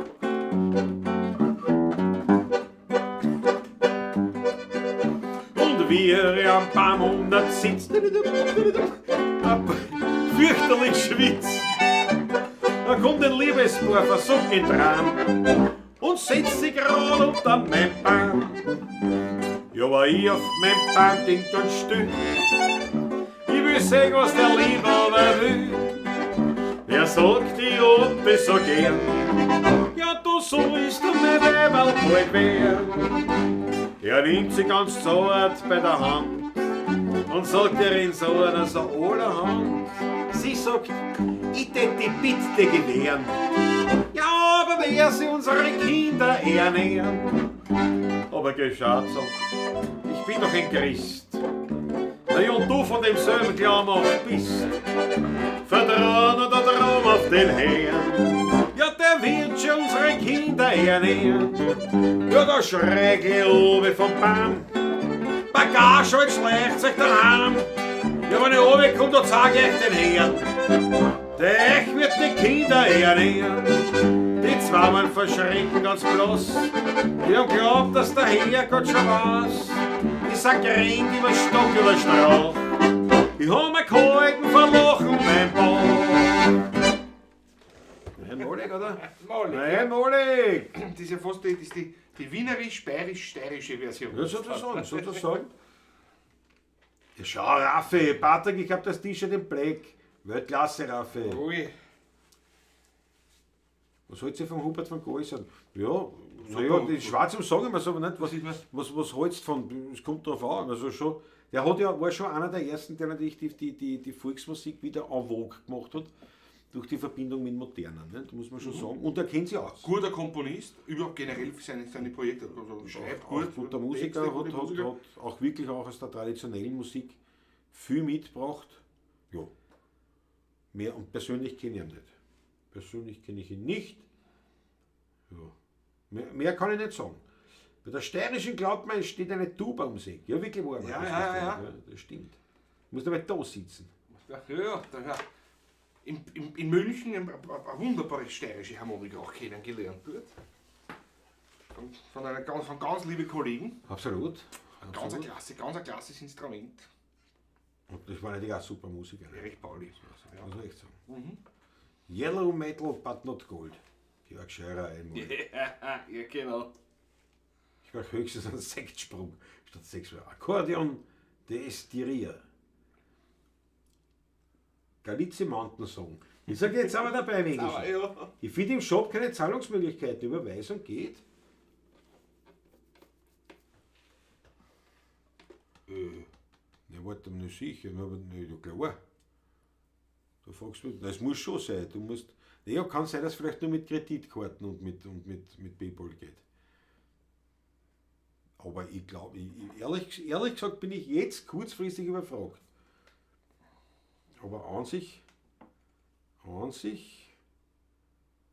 wie war denn das? Weil das macht natürlich, ist natürlich eine externe Firma, die das macht.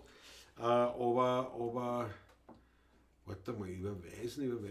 So, ist klar, glaube ich schon, dass wir überweisen. Ich glaube auch. Ich glaube auch, ja, ganz normal. Also PayPal, Kreditkarten unter Überweisung, ja, ich glaube schon. Ich muss nur mal schauen, ich bin ziemlich sicher. Trio Schleudergang hat das Lied ein bisschen Von abgeändert. denen sprach ich vorher Auch gerade. schon mal gesungen bei den Brettelspitzen, ja. Ganz klasse Leute, ja. Die sind leibend, ja. Die sind leibende Haberer geworden. Ja. Absolut muss man sagen. So, Patrick, jetzt noch was Machen wir einen Wechsel? Jetzt noch was Steirisches jetzt einmal. Ich meine was Steirisches, weißt du? Was richtig Steirisches, so Ja, ursteirisch. Jawohl. Und so ganz richtig. Naja, halt so was Alpines. Was, das Steirisch oder Alpin? Ne? Ja, aber der Steiermark nicht in den Alpen, oder Ja, was? schon, aber Ja, das was? ist ja was Alpines. Naja, Steirisch oder Alpin. Was Alpines ist schon gut, ja. Ich würde damit sagen, nichts Gravodisch zum Beispiel, nicht wahr? Oder Nichts Bämisches. nichts Bämisches zum Beispiel. Das wollte ich eigentlich so sagen. Ja? Sehr schwer nichts Bämisches bei mir. Ja, eben. Darum sage ich es ja.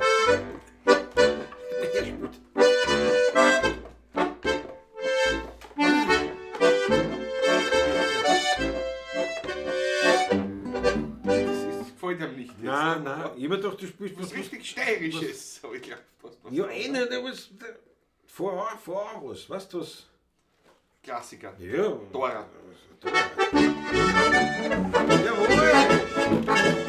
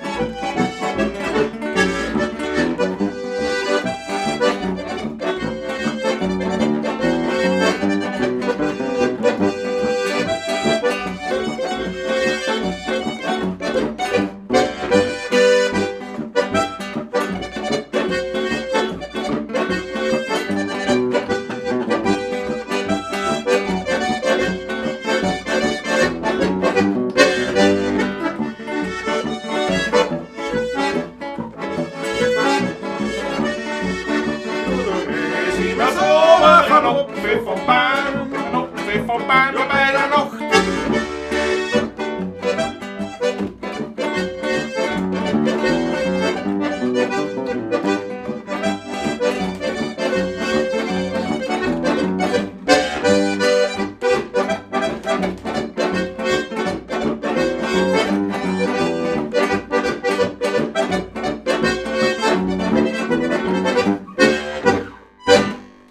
Jawohl. Yes. Schon lange nicht gespielt, aber es geht noch mal. Geht nicht. Zum Flädeln reicht's noch. Weißt du? Ja, ist ja. Sonst müsste man es halt sich noch einmal anschauen. Gell? Bisserla vielleicht. Nicht? Wenn man auftritt in ORF haben, ist halt mein Gießspülen, ja, das stimmt. Ja, das ist Aber das ist meistens eher eine Astur. Mudel, du. Mudel. So schau, und Pullover, graue Überweisung geht, Raffi schreibt das, ja. Und selber, ja, das ist das Problem im Internet schon. Ich habe kein Kredit und kein PayPal oder so. Nein, aber Überweisung geht auch. Sofortüberweisung Klarna geht auch, genau, Michael Unger, ja. Sofortüberweisung geht sicher, ja. Klasse Juch hat auch die Achtel vorne rein. Philipp Zach hat auch die Achtel rein. Ich mein, Das ist aber eine große Ehre, Philipp, ja. Wahnsinn. Ja, Wahnsinn. Willst du was mit den Löffeln machen vielleicht? Mit der Lust hast. Na, wenn nicht, ich will dich nicht fordern, gell? Ich will dich Wir nicht offen fordern. für alles. Dann hol ich die Löffel her. Holen Sie die Löffel. Nicht? Das ist Zwischenzeit Jetzt kannst ist du ja Ja, wir kommen nicht schon langsam. schon aus der Flasche. Ja, 11%. Und dann Zug heißt. 11% gespürst. Das ist ja so. Wieder nichts Bämisches jetzt, oder sowas, gell? Ja, würde ich auch sagen, ja. Oder so andere schöne Dinge. Und zieh mir vorher noch den Pullover aus, weil der muss ich jetzt auch spurteln. Jetzt wird's sportlich.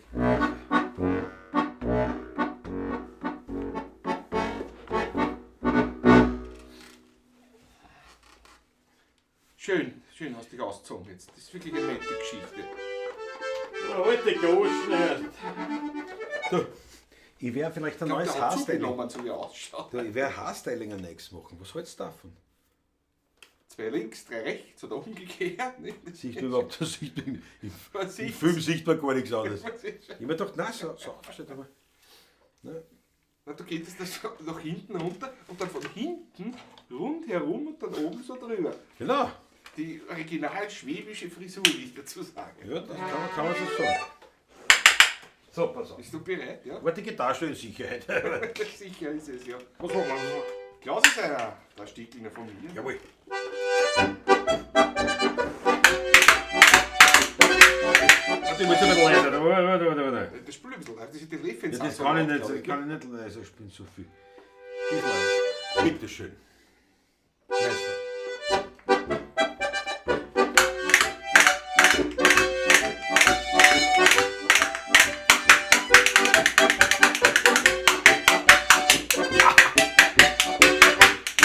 Zweiter Teil.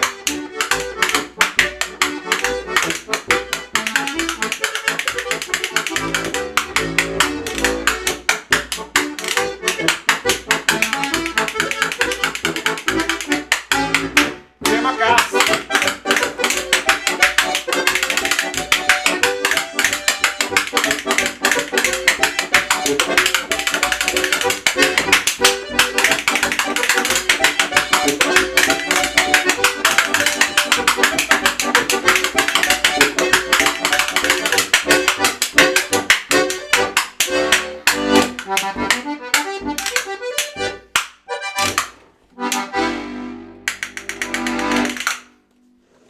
Applaus und Achtel-Orgie bitte für meinen Kollegen Klaus Steurer.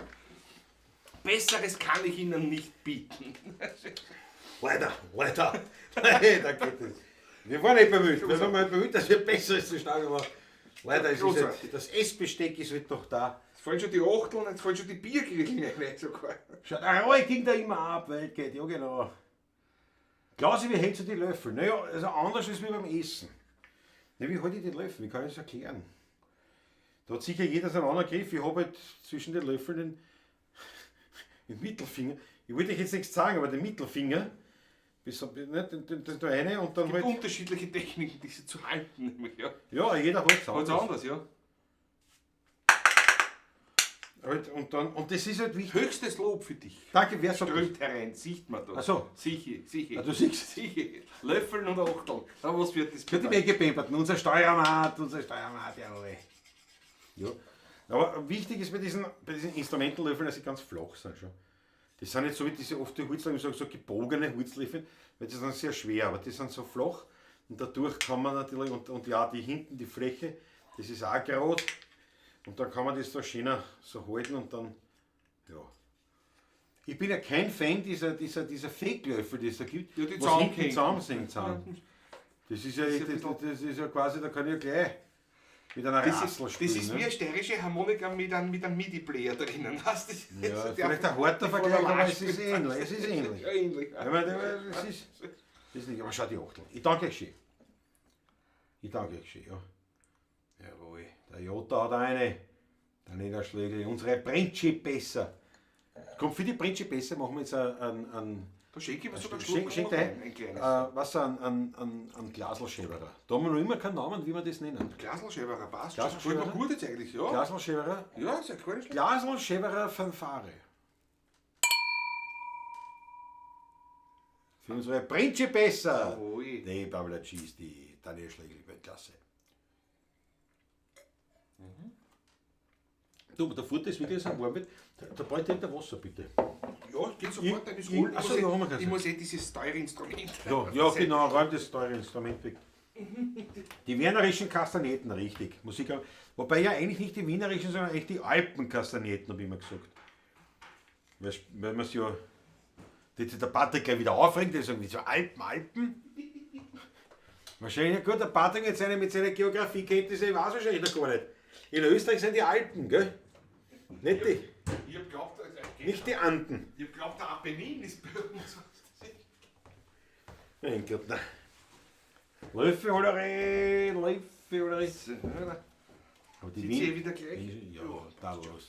Wichtig ist immer, dass du aus dem Bild bist. So, Ich schenke dir jetzt kein Wasser. Ich schenke mir ein Wasser. Ich muss nur aufpassen, dass ich nicht, dass das Handy liegt so gefährlich. Ich nehme es in die Hand. Ja. Nicht, dass es übers Handy schiebt, das Wasser. Weißt? Das Handy ist wasserdicht. Angeblich. Ja, Wir wollen es aber jetzt nicht probieren. der steht aber so drauf. Kannst du sogar. Wir wollen es aber nicht probieren jetzt. Großknecht, wo ist mein Löffel? Oder ich stehe bis zu den Waden in einer Kuhfladen. Mir wird krank. Ich werd krank vom Gestank. Naja. Ja, War das eine Premiere von Digi? Nein, habe ich schon mal gespielt, oder? Ja, sicher. ja, oft Da schon. war ich schon gespielt. Heute schon länger nicht. Länger Länger nicht gesehen. nicht, ja. Aber keine Premiere. Schau, jetzt trinke ich. Da ist ja kein Wasser, das ich jetzt trinke. Um 21:38 Uhr habe ich meines Wissens lang in keiner Pawlatschen noch Wasser getrunken. Haben wir einen Tee? Nimm ich einen Schluck. Nein, ich sag's halt einmal so. Ne? Das klingt, das prüft ja keiner nach, aber es klingt gut, wenn man das so sagt. Ne? Das ist eine Premiere, meine Herrschaften. 21:39 Uhr. Tatsächlich. Okay, Tee. Also gegen einen Durst einmal, gell? So was schaust du so abwertend. Wenn das gut ist. Schnaps. Nicht der Tang, gell? Aber Ein Whisky, den da halt aber. na, wir haben da noch von Martin Rexes. Haben wir da noch einen Grappa. Kappa, ja. Ja, heute nicht. Eben, ne? Das letzte Mal hast du mir auch hingeschickt. Schau, was steht denn dort gut? Was steht denn dort gut? Und wenn du brauchst, sagst du, nein, ich trinke eh nichts. Armer Autofahrer, was soll ich tun? Ja. Hol gleich die Tränen. Ja, erst. Ach, schon betrennt. So, passt auf. Haben wir einen Wunsch offen? Was denn? Ja, alter Herr. erst. Was hast du da her? Na, gar nicht. Gar nicht. Das war Fidel. Fidel war das. Ja, der richtige Retter, der richtige. Wenn ich mir das anschaue im Bild, naja. Wie eine Gazelle hüpfe ich auf die Bühne. Ja, na gut, aber angestochen. Das ist aber, muss da sagen. Und elegant wieder hinunter. Ja, von der Bühne. Elegant hinuntergeflogen. Na, hinauf wie eine Gazelle. Aber oben ist er dann mehr wie ein Uhu geflogen. Ja? Hudi, der Klausi wird zum Karl Hudiner. Ja, jawohl. Was man Das ist auch ruft. nicht schlecht, ja. Ja. Groß und mächtig. Schicksalsträchtig. Um seinen Gipfel jagen. Nebelschwaden. Weiter weiß ich nicht. Ja, ich weiß auch nicht. Ja, nein, das ist natürlich. Na gut, pass auf. Ich würde sagen, wir greifen mal in die Lade rein. Ja. Wir greifen mal in die Lade rein. Und. Was spielen wir? Ja. Das ist ja- Ja, du, ich war heute mit Holz beschäftigt, also ich bin da geistig auf ganz anderen Ebenen.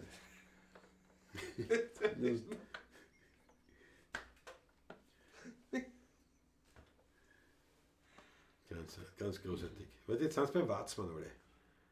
Beim Klang der Hörnazi fix. Der Watzmann ruft, ja. War aber leibend. Watzmann habe ich auch gern gehabt immer. Absolut, ja. Aber wirklich so die Originalen, die neueren Varianten Ja. sind halt alle so, die sind dann schon wieder so gekünstelt. Weißt du, so also jetzt blöd gesagt, so auf Einschaltquoten-Ding. Ja, genau, was. Ich bin da völlig deiner Meinung. Also, Ja, das, ganz bei das dir. Geblödele und das, der Urwatzmann, das war Ja. was, das war leibend, aber gleichzeitig war es erschaudernd. Und die Neichen, das ist so, das wird eine Mischung aus Hörbiger Bühne und My Fair Lady. Ja, Nicht Hörbiger, wie haben die Kassen? die Livinger Bühne. Levinger Bühne. Ja. Was so? Wird es in Note kriegen? Sagt der Rudi Korbes, das machen wir. Jawohl.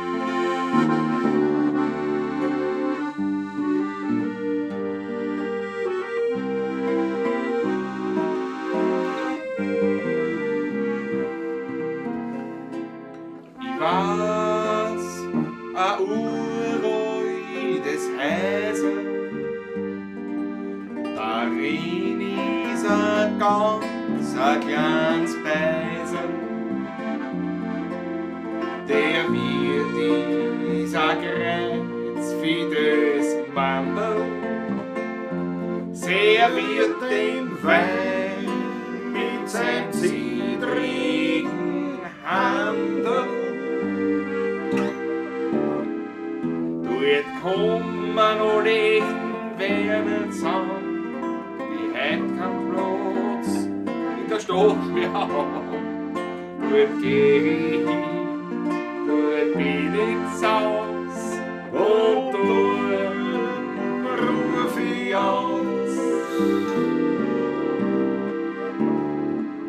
Ich weiß ein ganz Wirtshaus, wer draußen in Ottergring, dort sitz ich und träum ich allein. Und wenn ich dort oft die halbe Nacht verbring, daran ist schuld nur der Wein. Und wenn ich das Wirtshaus in Ottergring, war ich längst schon kein Junggesell heute mehr. Dort sitz ich und träum ich wein, ich lach, ich sing in dem Wirtshäusl draust in Ottergring.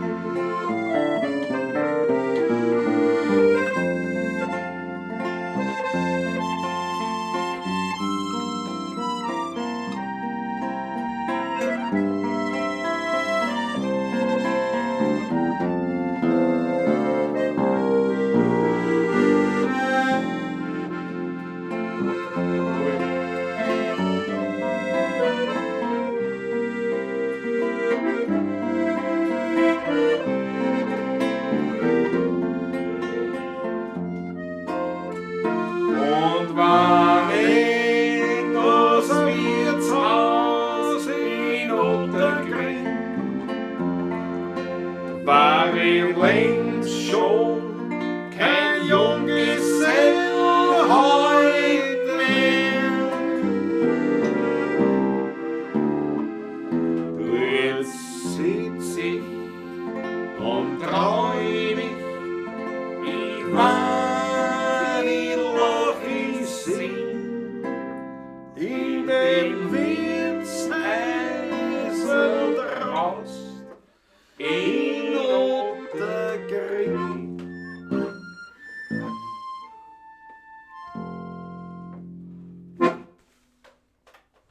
Schöne Nummer, danke für den Tipp. Ja. Bravo, Molly. Den musst du sofort Ja. natürlich Richtig. sah ich etwas aufleuchten. Andrea Walter, Flocke 5,99. Dankeschön. Prost und vielen Dank für die gute Unterhaltung. Da kriegst du ein Glaselschäberer. Da kriegst du ein Glaselschäberer. Danke schön. Bravo Danke. auf dich. Und vielleicht noch einmal darauf hingewiesen für alle anderen. Freunde, wo ist denn da? Schmattes. Seid so lieb, haut einfach was rein in den virtuellen Hut, wenn einer nicht weiß, wie viel. Es kann viel sein, es kann aber auch gar nicht viel sein. Also, was ich, wenn man sich dann denkt, na, dann lade ich es einmal auf einen Kaffee ein oder so. Das reicht ja auch schon. Und das mehrere machen, war das schon leibend. Das war echt super. Haut ein bisschen was rein, eben über diese Möglichkeiten. Die Informationen stehen natürlich auch nochmal in der Videobeschreibung auch. Und wäre wirklich leibend. Wann Absolut danke. der eine oder andere einfach eine kleine Anerkennung springen lässt für die Musik. Danke euch vielmals. Dankeschön. So, na, blendest aus. So ist es. Der Rudi Korbis, danke, das habe ich am Samstag mit Tommy Hals und Rudi Koschelu beim solchen Offen in St. Meidling gesungen. Schöne Grüße von Ihnen. Danke vielmals. Danke, danke. Rudi Korbis wird klasse. Der Strip, Strap, Stroll, ist der Eimer bald voll? Der eklige diese Babels, was ist mit dir wieder? Versteht sich zusammen? Das ist ein Wahnsinn. Eigentlich ganz aber. Das ist ein Wahnsinn. Das Vogel am Baum, das passt halt so Frühlingstag und Nachgleiche. Ja, Daniel Schlögl, aber wir haben schon gespielt, für den Frühling haben wir schon gespielt heute, auf Wunsch vom Spaziergang, das Lied Ich kenne ein kleines Wegerl im Helenental, das wir beide nicht können. So hat es auch gelungen, aber es wurde, sagen wir jetzt einmal, dennoch Ja, wir haben's trotzdem. positiv von der Gemeinde aufgenommen. Sagen wir es mal so. Aber es war Sagen wir gut es mal so. gesagt, ja. Das heißt, die Tag Nachgleiche, die heute haben wir, eigentlich jetzt schon quasi abgehandelt. Du Franzi, der Urwarzmann rein akustisch, Prokopetz Tauchen Amboss, so ist es. Ja, stimmt. Die Trönung, leider habe ich das Band Stimmt. verludert. Na geh. Okay. Aber das war sicher leibend. Und wie gesagt, weil man die Schallplatten ist auch super, aber diese Neuaufführungen, was sagen mit Fable, das Ding, ja, das ist jetzt so ein Blädel-Kabarett geworden und dazwischen sind nicht Lieder. Ja, das ja genau. Aber in erster Linie ist es ein Blädel-Kabarett. Oder nicht einmal Kabarett, Hat ist das nichts mit es dem Watzmann zu das tun? ist ein Blädere Bauernbühne-Blöderei. Ja, aber schräg. Also, Naja, nein, ich finde, das Nein, passt ja. überhaupt nicht. Das ist, weil der Watzmann so wirklich, ich weiß ja noch, weil ich war ja ein Kind, wie der rausgekommen ist. Das war ja erschaudernd. Diese Geschichte. Und die Geierwalle, ne, die er verführt hat. Und dann auf den Berg. Und was, und dann hast du es jetzt in der Stadt, so, wenn es bringt, so mit die Gummibrüste und so, na, komm her, Bulle, und so, ja, die schau, die Tutteln. Denke mir, ja, Alter, also, hat Erfolg, also, kommt an, Leute schauen sich das an. bei mir nicht. Das Meins es nicht, nein, wirklich, meins es natürlich nicht. Weil das mit diesem Urstück, das hat nichts zu tun. Und vor allem, es ist dann im Vordergrund so diese Blädlerei. Und auf der Schallplatte ist es ein Singspiel. Das ist ein Sing, ja. Da hast du in erster Linie die Lieder und dann hast du verbindende Sprechelemente, die von einem Lied zum anderen führen. Das ist noch. So das ist kann so, man. Ja. so ist das erdacht. Ja. Und Und das war ihm überhaupt nicht. Ja, es hat natürlich lustige geschrieben und Sequenzen komponiert. drin. Ja, Ja. so ist der, ne? Aber Also es ist sicher, eben ne? kein lustiges Stück. Nein, Ich meine, der wird ja aufgezogen. Wird aufgezogen. Vater, lass mich ziehen, dann Ziehen, geht er ja. vom Vater weg und dann steht es Genau. da. Was Ja. ist da lustig? Ja. Und heute muss alles so ja, das ärgert mich fast. Jetzt wollen wir drüber reden, das ärgert Gut, mich. das Da muss stimmt, ich nimm sofort einen einen Schluck Schluck, nehmen. nimm einen Schluck. Da muss ich einen Schluck nehmen. Ja, ich habe das auch im Fernsehen gesehen, ne? Aber doch Alter, nie wieder. Nein, ich habe abgedreht. Ich muss, Ja, das furchtbar. war, Ja, wirklich furchtbar. das war. Bin nach sehr kurzer Zeit haben wir gedacht, nein, das ist eigentlich, Noch austrinken müssen. wie der Patrick sagt, dann so, das ist eigentlich ein Schatz. Ne? Was, das hast du gesagt? Aber, ja, Ich würde so nie sprechen. aber Jetzt schon ist auch Scheißdreck, aber das will ich nicht so. Schau dir was an, Party, muss ein Finger hängen. hebe den Finger, muss man einen Schluck reinschenken. Musst du einschränken. Weil vom Ulrich 10 €, das ist übrigens die weitere Möglichkeit, uns was zukommen zu lassen, nämlich über diesen Superchat. Aber wie das geht, bitte fragt nicht uns. Da muss man irgendwie angemeldet sein, beim Google oder YouTube Ja, irgendwas da und dann ja. geht das. Ja. Ulrich! Ulrich, danke dir herzlichst. Jawohl, jawohl. Prost. Sehr zum Wohle.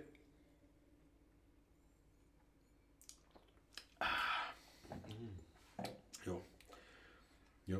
Spaziergang mit leider hatte der Fäuste nicht so einen Erfolg. Ja. Das ist jetzt so. Ja, ist so, ja.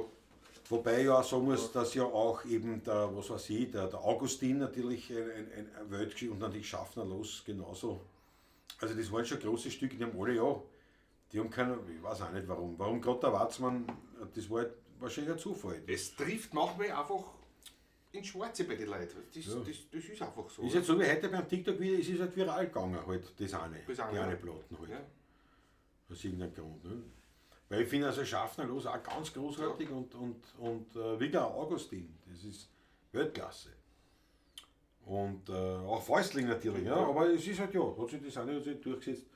Und ja, aber wie gesagt, ich finde es schade, weil das so dermaßen aus dem eigentlichen Kontext rausgerissen worden ist mit diesen neuen Inszenierungen. Aber ja, weil das halt schade ist. Weil der Watzmann ist also als Kind mir hat es ihn fasziniert und geschaut hat zugleich. Weil die Musik war gut, aber auch das Plattencover, kann mich noch erinnern, nicht? Mit die Hand, mit dem Edelweiß, der angestürzte, ne? Der Tode Der Tode, ja, genau. Am Cover. am Cover. Der Tode mit dem Edelweiß. So. Und die machen jetzt ein Juckstickel draus. Nein, das weiß nicht, ist es nicht. Und das war schon so, nicht? Wenn das so ist und wie das war, dann Vater, lass mich ziehen. Ja. Der Berge muss er runterkriegen. So, bleib da. Nein, Vater, hörst das nicht, er ruft mich. Jawohl, das ist ja keine Hol- oder Rockgeschichte. Aber gut, zurück. Ja, genau. Das kann ich auf gar keinen Fall mehr. Ah, das müssen wir wirklich umarrangieren. Das müssen wir mal. Ja, Ja, ist das nicht. Ja, ich habe so ein tolles Lied geschrieben Ja, auf der wirklich. allerersten Schallplatte, also allerersten CD, die es eh nicht mehr gibt.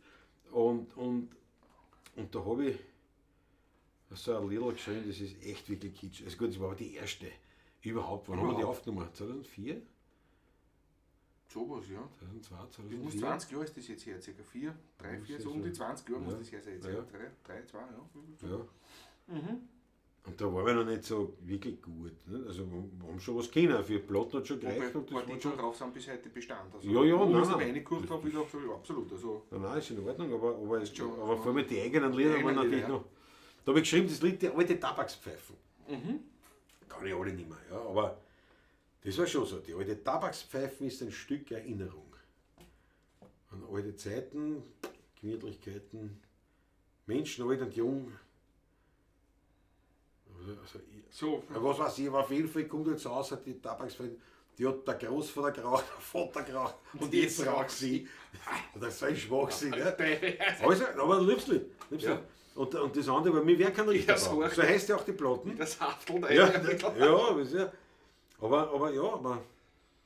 aber eben dann wir werden keinen Richter brauchen, nachdem ja die Platte benannt wurde. Geplant wurde, ja, genau.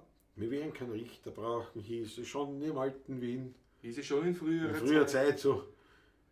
durch Plädoyers allein Recht und keine Gerechtigkeit. Denn oft genügt ein kleiner Schritt Schon zueinander.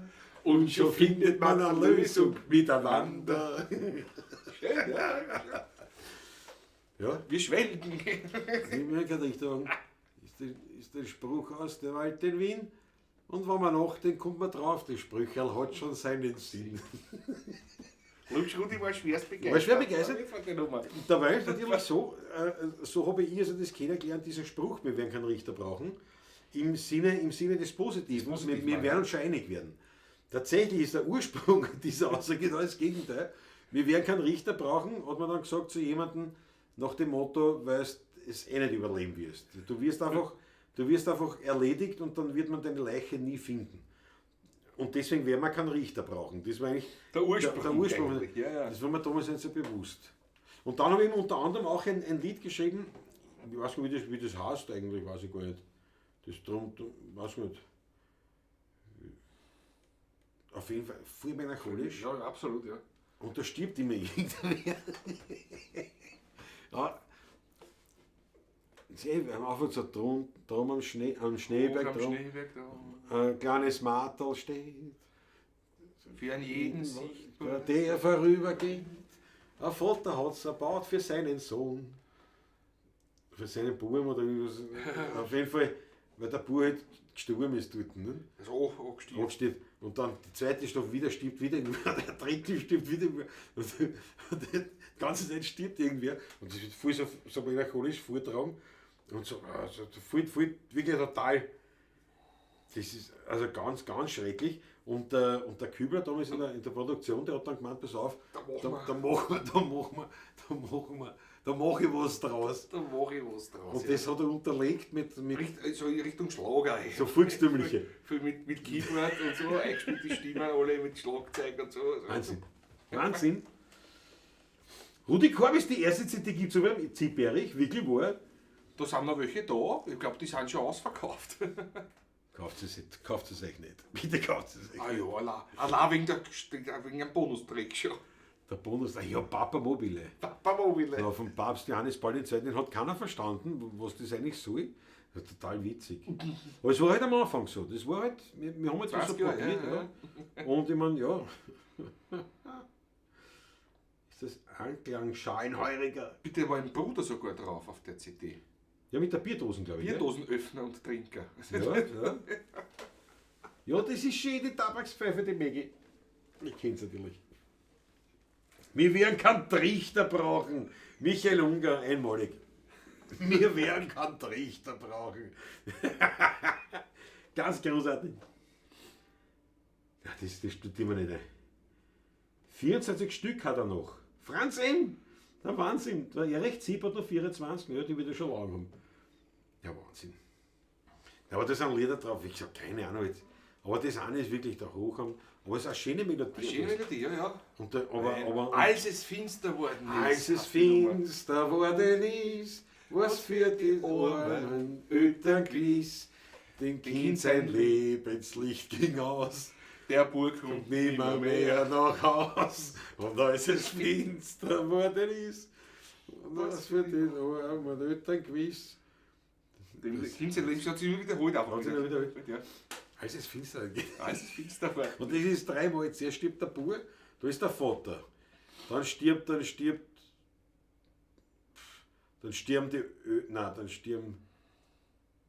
die Eltern. Und da singt der Bub, oder so irgendwie. Und in der dritten stirbt der Madel, also ein kleines Kind, der Madel, und da singen die Eltern, glaube ich. So, ich glaube auch, ja, so irgendwie. Das ist auf jeden Fall echt wirklich bis deppert. Da war ich schon schwer, glaube ich, überfordert vom Wienerischen, von der wienerischen Rheinkultur. Aber das war wirklich ist eine schöne Nummer. Der Kübler, wir haben sie eigentlich verarscht auf das. Eigentlich ist es dann. So wollten wir es eigentlich Ja. dann auch haben eigentlich. Ja, Aber das ist dann wieder zu gut fast geworden, das glaubt man, es ist wirklich so warm. Das ist also nicht verarschen, sondern dass es finster geworden ist, ja. Und da wird nur, da sterben sie nur. Da sterben sie nur. Das ist der Wahnsinn. Also das, ja. Mir gefällt die CD wirklich sehr. Mir gefällt so mit Streichern und Klavier und so dazu. Ja, alles. Du, aber die Maggie hast du da nicht damals für die CD, damals im Bockkeller in der Zeitung, die Rezension geschrieben? Nein, das war der Helmer noch. Das hat der Helmer. Der Helmer hat das noch geschrieben. Die Maggie hat dann vom Vorstand. Das nächste dann, ja. Der Helmer hat das geschrieben über die ja. Lebt auch nicht mehr der Helmer. Lebt auch nicht mehr, ja. Nein, Übergang, so gesagt. War das die CD, die du mit dem Zonko versprochen hast? CD, die du mir beim Zonko versprochen hast? Ich hab da CD. Ui. Wie Franz schreibt- Brandt, da habe ich schon wieder geredet. Was habe ich da für CD versprochen beim Zonko? Die kann ich da nicht versprochen haben, weil die Die habe ich haben wir selber nicht. gar nicht mehr.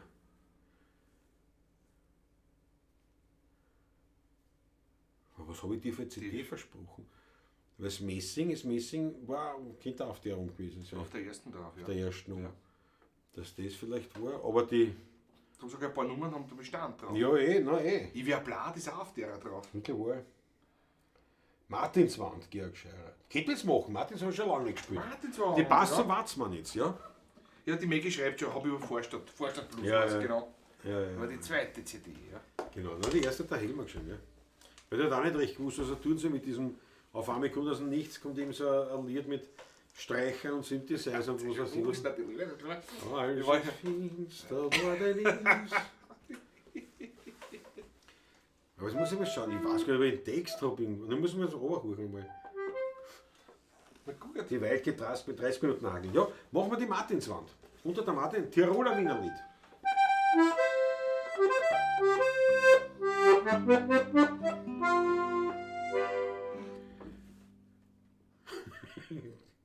Cäsar. Achso, da immer doch, du spätst das an. Was denn? Ja, was war Aber es ist mir ist was anderes aufgefallen, ich muss noch stimmen. Ja, das war das Ei schon das her, das Instrument. Weil wenn es einmal hierher, dann ist halt einmal dunkel. Entschuldigung, die Herrschaften, wir sind Er heute. macht nur Stimmungsmusik. Die stimmen nicht, die stimmt auch. Da haben wir schon eine. Da haben wir schon eine. Ah, Das ja, haben wir schon sehr abgegriffen, die Seiten, wenn man es anschaut. Lang halten das nicht. Dafür kosten es nur Ja. ein Viertel, glaube ich, nicht einmal.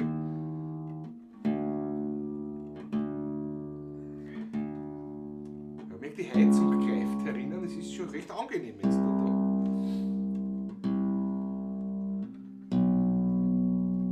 Ich sicher das auch gar nicht mehr.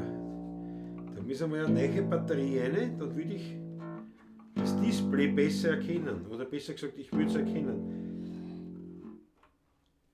Aber ich glaube, dass es halbwegs passt. Bitte schön. Man wird es gleich hören.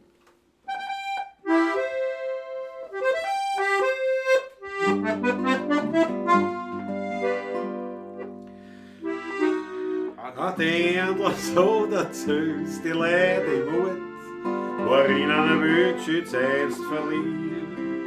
Sie hat ihm gesagt, geh ihm immer wieder fort, weil es nur ein Unglück bringt. Noch einmal sagt los noch wieder mit, die schönsten Blumen bringe mit für dich. Das Schossen haben sie gefunden in der Früh, die Blumen in der Hand für sie.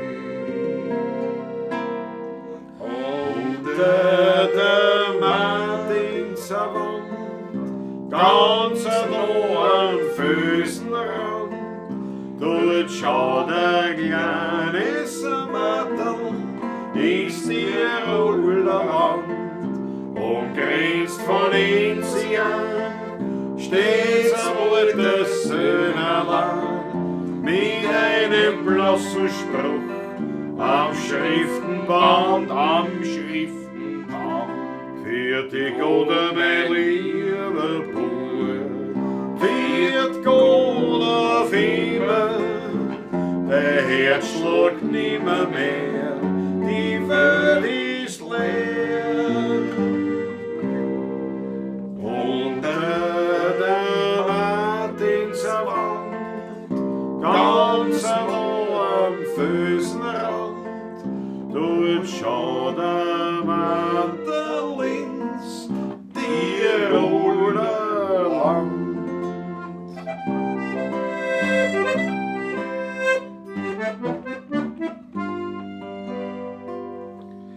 Jeder Wanderer, der vorübergeht, bleibt bei dem kleinen Martel stehen.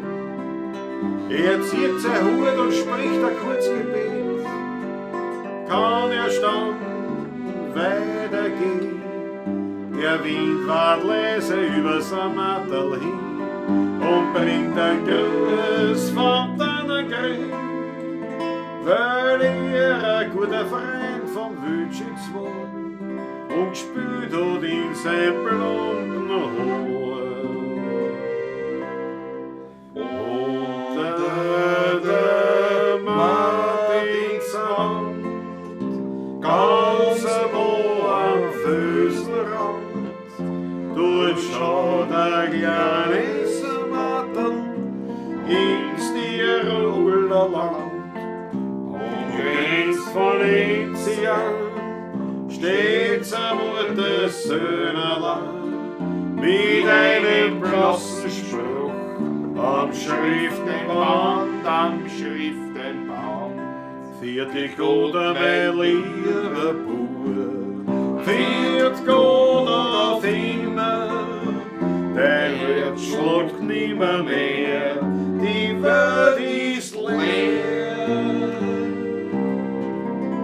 Unter der Martinser Wand, ganz nah am Felsenrand, dort schaut der Mattel ins Tiroler Land.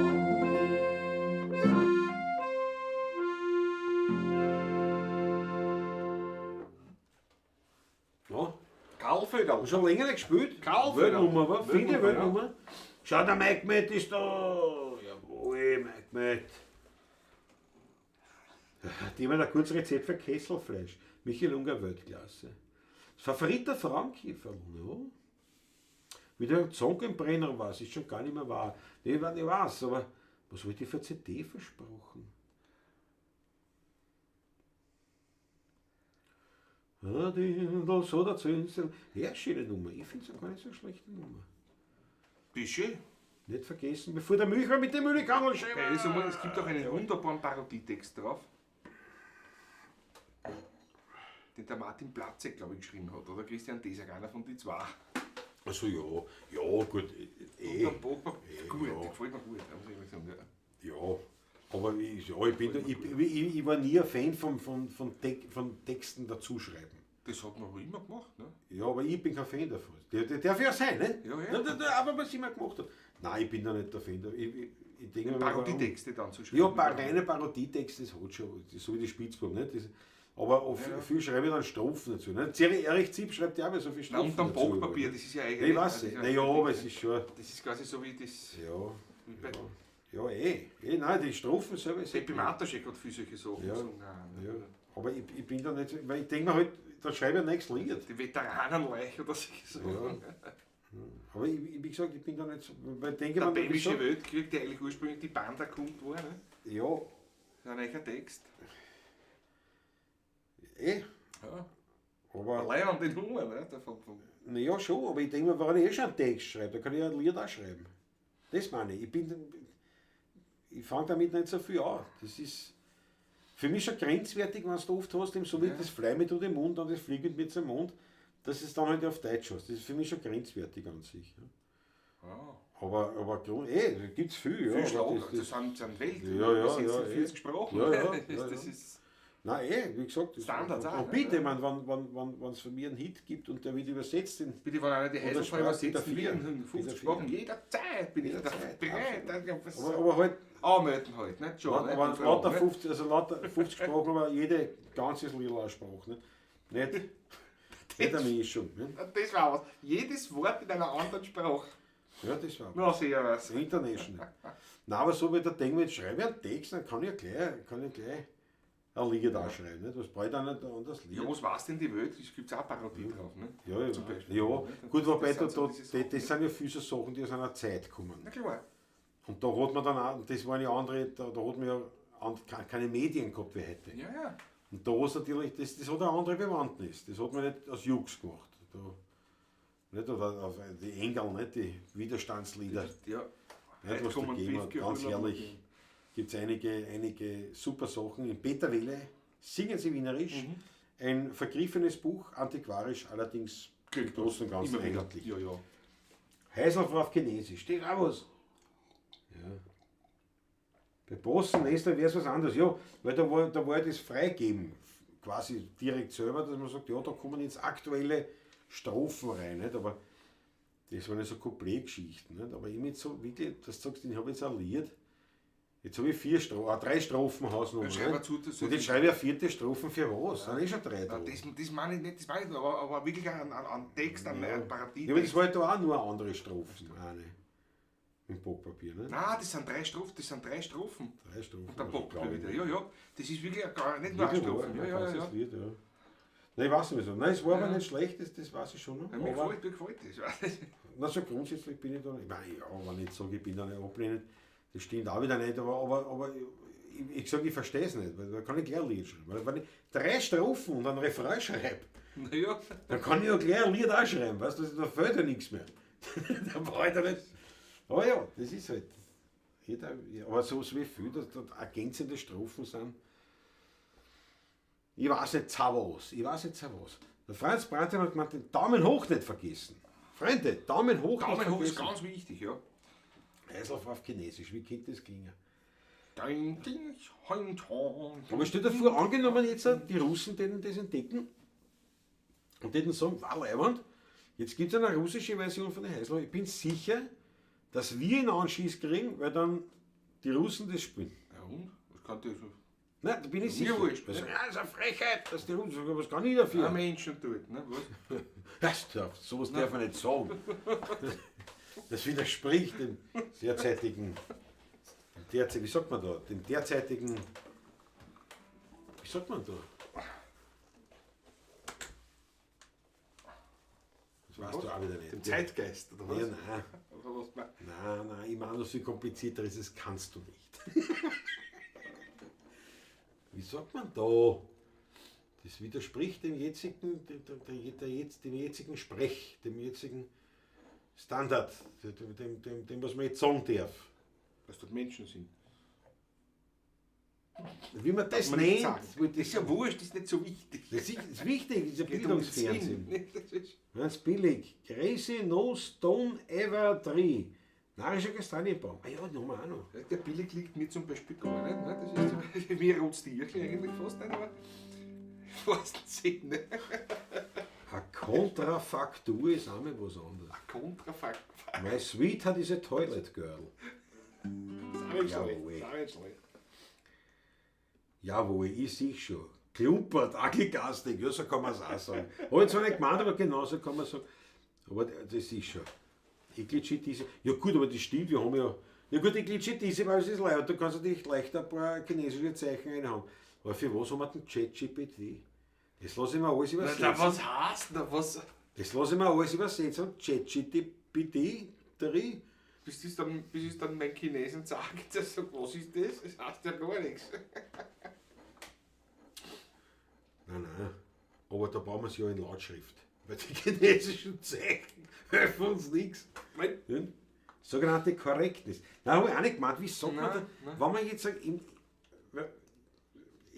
geht es nicht konkret um das, sondern allgemein, wenn ich jetzt sage, so redet man jetzt da in dem, oder das ist hier in diesem Kreise so üblich, diese Sprech, da gibt es auch einen Begriff. Und das ärgert mich total, dass man nicht einfällt. Also, nicht, wenn man dann sagt, nein, das ist das Gleiche in anderen Worten, aber dort, es entspricht dort nicht dem dortigen Reden halt. Da gibt es einen Begriff, einen schönen, und ich wollte einen schönen Begriff verwenden. Ist komplett in den Arsch gegangen, durch das, was mir nicht eingefallen ist, und ich jetzt herumfasel. Deswegen, nicht, leider, das ist, es fällt mir, aber es ärgert mich, dass mir das nicht einfällt. Ich habe auch viele Lieder umgetextet, weil ohne ein Instrument zu spielen ist Komponieren schwer. Ja Franz Brandl, ich sag dir was, und das machen wir viel, also mache ich auch stellenweise, dass du zum Beispiel schleichte ein bisschen mit den Haxen, ne? Ich weiß ja nicht. Muss man so, wirklich, das nächste Mal trittst du gegen Schienbar. Wie viel Platz brauchst du? Schaut sich mal die Schuhgröße an. Das ist ein Wahnsinn. Ich hab nicht einmal auf meiner Seite eine Ruhe. Größe 48. Du willst nach 30 Jahren endlich einmal wissen, wo dein Platz ist, wo meiner ist. Utriliten, jawohl. Duktus. Duktus ist schon nicht schlecht, habe ich auch nicht gemeint. Idiomatisch habe ich auch nicht gemeint, aber wir kommen näher hin. Sprachgebrauch habe ich auch nicht gemeint. Das fällt mir nicht ein. Und gut, politische Korrektheit ist sowieso ist ein Untergang. Servus, küsst die Hände. Aglegastik, bravo. Bravo, Aglegastik. Servus, küsst die Hände. Na, schon langsam kommen wir Ja, naja, müssen wir eigentlich schon. Schon langsam, die Flasche ist leer, gell? Die Flasche ist leer. Ich habe gesagt, nein, schon Kastanienbaum haben wir noch Ich hab schon Weinstein. Für Teufel hat nämlich gleich Wasser drauf. Haben wir ganz Mädel draußen, nicht irgendwas, ne?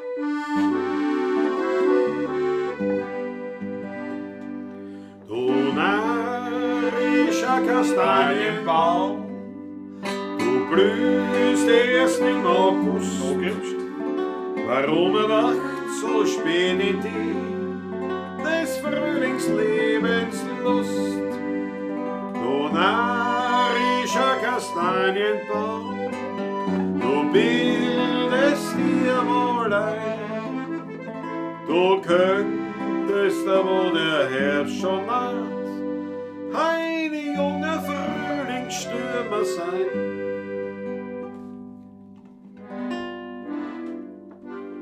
Doch weiter.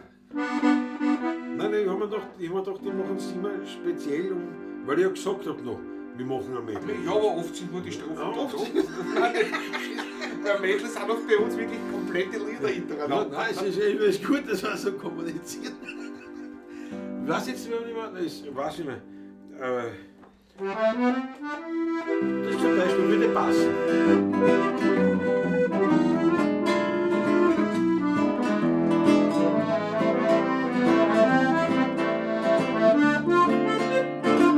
Ich hab einen Weingarten am Pieserberg. Ich bin dort gern, da mich kein Mensch dort stört. Ich schau den Rehm dort beim Wachsen zu. Ja, ich hab dort mein Herr in meinem Weingarten am Pieserberg. Dran sie Böden recht und nicht verkehrt. Da kann die Vogel dort noch singen hören und am Himmel, da siehst die höchsten Sterne. Und nach einem Regen sich die Wolken erst verzogen. Dann sieh ich über Wien einen großen Regenbogen. In meinem Weingarten am Pieserberg, das Fleckerl lehrt es mir allein nicht kennen. Dort wächst, ich sag's ganz nebenbei, das allerbeste Trempferl Wein.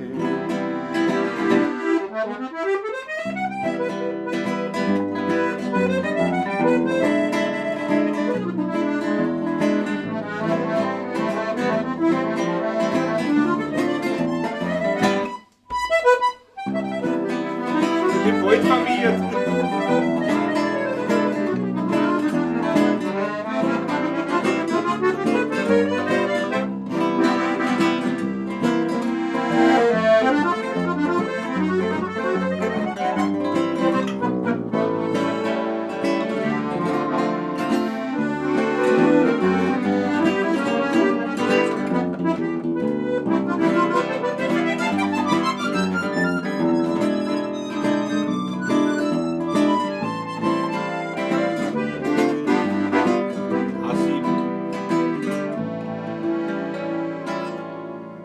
Hab ein bissl a Geduld mit mir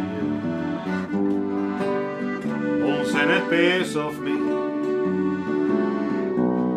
Irgendwann, jeder hat so seine Fehler, ich bestimmt vielleicht auch du. Hab ein bissl a Geduld mit mir und sei nicht böse auf mich.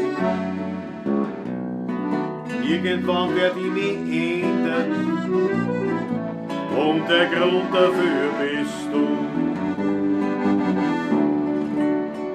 Wer hat mit so einer Hand mir manches abgewöhnt? Du. Oder manche Sorte Wort mit Zärtlichkeit versöhnt? Du. Wer hat mir jemals mehr geben, mir nur du? Wer hat mehr Recht auf mein Leben, war nicht du? Hab ein bisschen Geduld mit mir und sei nicht böse auf mich heute. Irgendwann werd ich mich ändern und der Grund dafür bist du.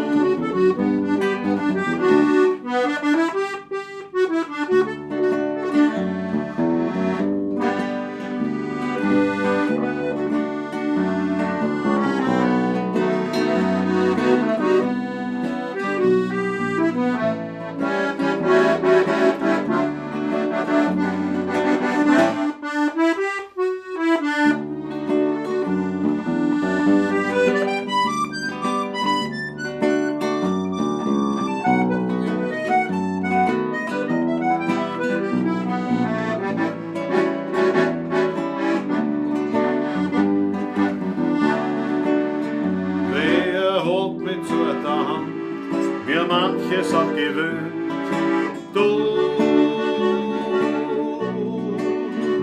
Oder manche Sorte Wort mit Zärtlichkeit versöhnt, du. Wer hat mir jemals mehr geben, wir ihm nur du? Wer hat mehr Recht auf mein Leben, war nicht du? Tausendmal du. Hab ein bisschen Geduld mit mir und sei nicht böse auf mich. Irgendwann werd ich mich ändern und der Grund Irgendwann werde ich mich ändern. Und der Grund dafür bist du.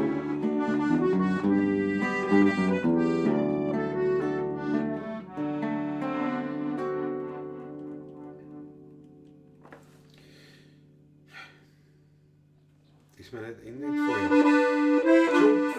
Das weiß ich.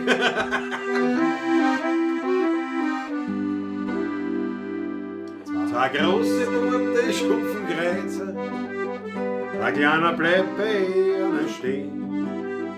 Das Milchgeld oder Rins im Handel spielt mit und ist gleich in der Höhe. So hat es mit dem Bub begonnen und dieser kleine Bub war ich. Ich hab mir's nicht zu Herzen genommen, drum ist nichts Gescheites geworden aus mir. Einer hat immer das Bummel, einer muss immer verlieren. Aber ich hab mein Leben lang das Bummel, weil ich vom Glück ein Stiefkind bin.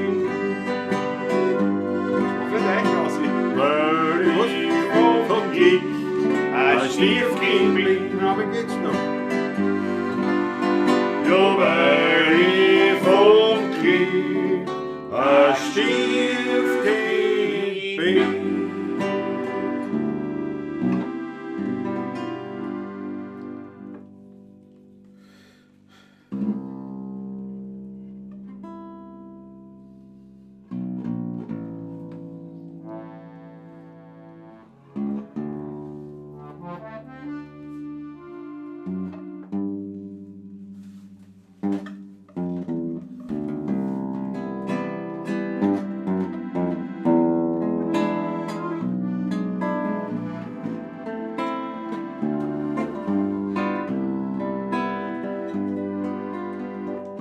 Skyline von Wien, du lebst in mir drin. Es kann kommen, wer will, die macht keiner hin. Du beruhigst mich und du bist mir vertraut. Du bist mächtig und manchmal auch zerbrechlich. Skyline von Wien, du bist die schönste Wienerin. Den Neiden und Heuchlern hast du immer verziehen. Bin ich einmal fort, brauch ich kein Souvenir. Skyline von Wien, du lebst tief in mir.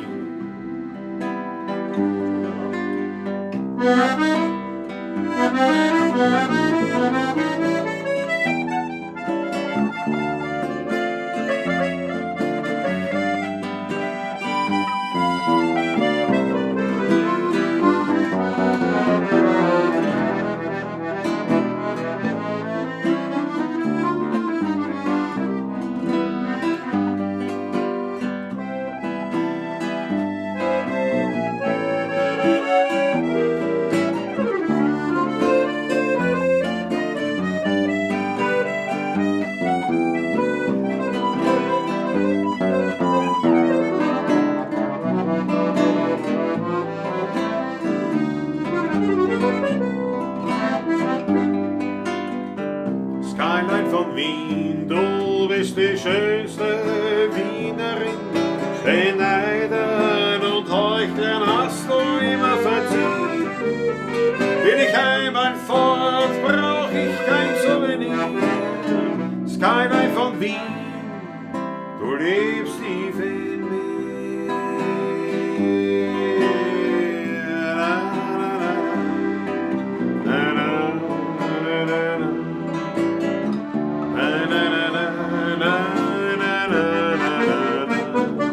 Wenn ich einmal fort, brauch ich kein Souvenir. Skyline von Wien, du lebst tief in mir.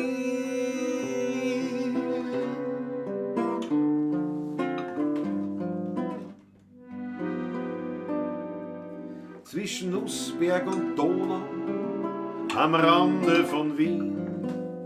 Da liegt ein ganz kleines Dörfe mit kleinen Häusern darin und gleich bei der Kirche ums Eck. Da liegt die Buschenschank Taschler versteckt.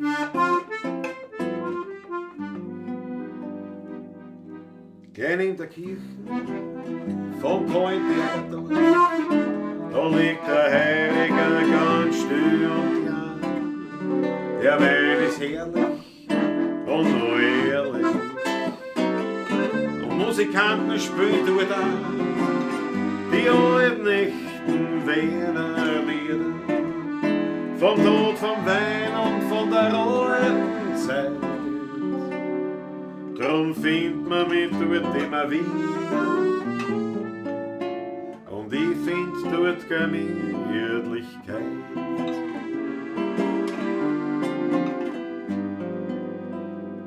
Dort ist noch nichts neu und nicht modernisiert.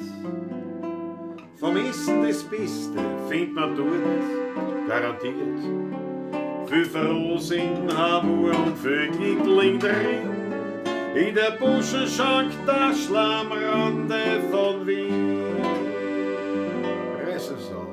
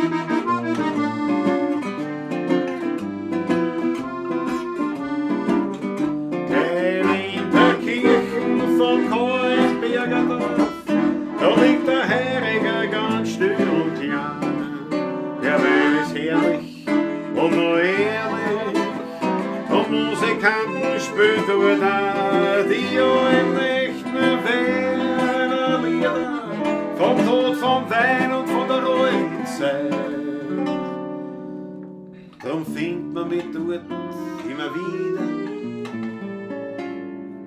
Und ich find dort Gemütlichkeit. Und ich find dort Gemütlichkeit.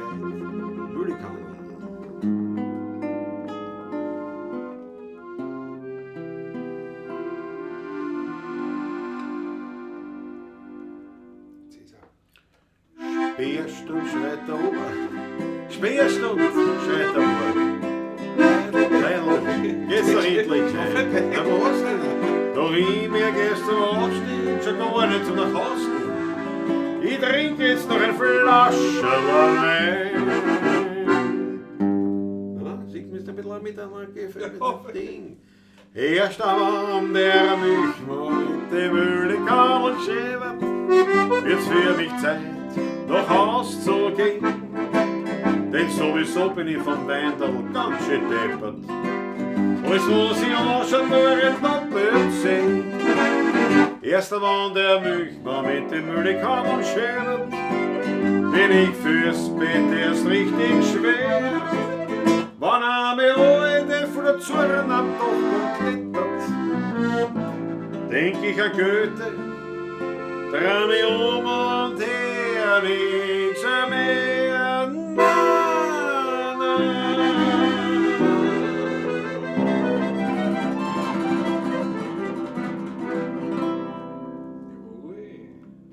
Schöne Nummer. Schöne Nummer. Ja, ganz ohne Jazzhauerl. Manfred Kraft, richtig, ja. Ja. Ohne Jazzhauerl, ja. Da am Pilzhauerl. Ja. Jazzhauerl noch. Einer hat immer die Arschkarten, ja.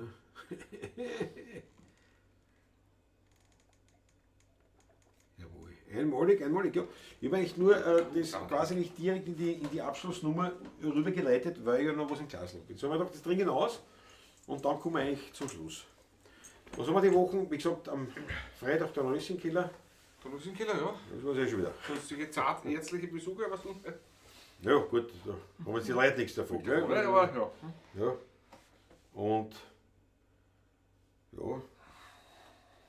Ja, das war schon wieder. Also jetzt wird schon Zeit, dass das wieder ein bisschen was einer kommt. Also, Ich glaub, April ist gut, Bluesschrammeln nicht zu vergessen Ja. im April auch. Ja. im April, wir sind nicht mehr. Lustig. Der März ist schon der 24. nächste Ja, Woche. Wir sind schon am 20. War bis jetzt auch schon schwach. Also, Da wird nicht viel besser werden. naja, eben, deswegen möchte ich vielleicht nochmal einblenden, Schmattes für die Musik. Vielleicht, es geht jetzt gar nicht so um einen Schmattes, um einen Opulus, sondern es geht ums Überleben. Das ist arg ist noch nicht, aber wirklich ein ganz schwacher Start, muss ich sagen, vom Jahr. Ja. Also Jänner durch die Bälle natürlich, Ja. war gesichert, aber trotzdem, also echt ein schwacher Start, Ja. in der Hoffnung, dass es stark Dass das weitergeht. stark weitergeht, ja. Werden wir sehen. Vielleicht spielen ja wir auch die Teuerungen oder andere Geniestreiche Ja. unserer Regierenden. Was weiß man?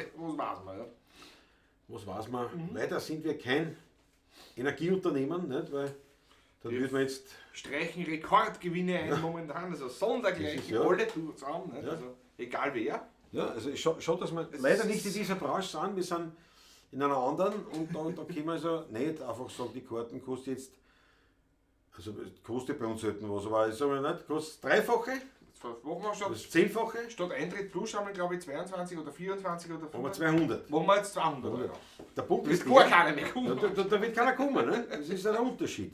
Da wird keiner kommen aber trotzdem, bei der Energie ist das was anderes. Und irgendwie geht das gerade so weiter, wenn man sich das anschaut. Also ich mache mir jetzt weniger Sorgen um uns, ich mache mir Sorgen um die Politiker. Irgendwann werden die nämlich ihre Watschen kriegen wahrscheinlich. Nein, ich mache mir wirklich Sorgen, ich mache mir wirklich Sorgen, weil es ist unglaublich, was für geballte Inkompetenz, Blödheit, in was weiß ich, Überheblichkeit, Hybris überhaupt ganz speziell. Und ich mache mir echt Sorgen um die Armen. Weil ja natürlich, machen wir dann schon uns aussuchen, weil uns reißen sie runter. Und vielleicht spielen wir das schon. Mhm. Oder, Das ist schon möglich, ja. oder ist es einfach nur ein schwacher Jahresanfang. Das haben wir schon öfters Kann auch gehabt. sein. Also, das war- das wird nicht Nicht? das erste Und Mal. ab April ist schon wieder leibend. Ja. Nichtsdestotrotz würde ich dennoch dabei bleiben, dass die Politiker allesamt miteinander korrupte Volltrotteln sind. Glaube ich, kann man wirklich so stehen lassen. Ich glaube nicht, dass da irgendeine Widersprache geben kann. Weil Gibt's ich nicht. glaube eher, nein, unmöglich. Es wäre unmöglich, weil sonst hätte die Welt anders ausschauen. Ich glaube, das kann man jetzt wirklich sagen. Und das heißt immer, Künstler müssen sie aufstellen. Jetzt haben wir ja festgestellt, dass in Österreich viele Künstler haben sich da nicht aufgestellt, weil die sind alle genauso wie die Politiker, scheinbar, ja, einige zumindest. Einige der Staatskünstler. Und ne? die anderen, die ein bisschen auf da haben, die sind eh weg vom Fenster Ja. und andere. Und ich denke mir, nein, mit der Musik mache ich es nicht. Das ist mir schade für den Scheißdreck. Aber man kann ja mal in einer Pavlatschine wieder fallen lassen, dass eindeutig unsere führenden Kasten der Politik, sei es jetzt in Österreich, Deutschland, Schweiz oder in Europa oder in der westlichen Welt oder wo auch immer, Wie der Mundl zum Vollpfosten. tut mir leid. Es ist schlimm. Ich traue mir zu, ganz ehrlich, weitaus besser zu regieren. Und das heißt was. Das heißt aber, Das heißt was. schaut's ja mal an. Das ist ein Wahnsinn. Aber nein, also sowas von korrupt und weiß ich nicht, wie man da bezahlte falsche Hund durch die Bank. Tut mir leid, ich wollte das ein bisschen förmlicher formulieren. Ist mir nicht gelungen. Aber es ist ja so. Ich sag's euch, es ist ja so. Mag jemand vielleicht ein bisschen anders sehen, aber Ah, der Michael Unger schreibt, was Mut macht nach der Ausstrahlung im PR geht's bergauf. ja. Da wollen wir es hoffen. Nicht? Schauen wir mal. Ja. Aber schau, Klaus hat recht, ganz seine Meinung. Ja. War wieder ein wunderbarer Abend, die Klitsche, diese Babel sehr wohl. Jawohl. Sleep well im Bettgestell. Ja. Ja, die Kleinkunst, die Spaziergang, das ist gut, in Österreich, der ORF, wie das ORF-Orchester, das Radioorchester. Das RSO, das Radio-Symphonieorchester, oder? Ist schon wieder wo dran, na klar, ja, was brauchen wir? Kultur? Kultur ist für den Arsch.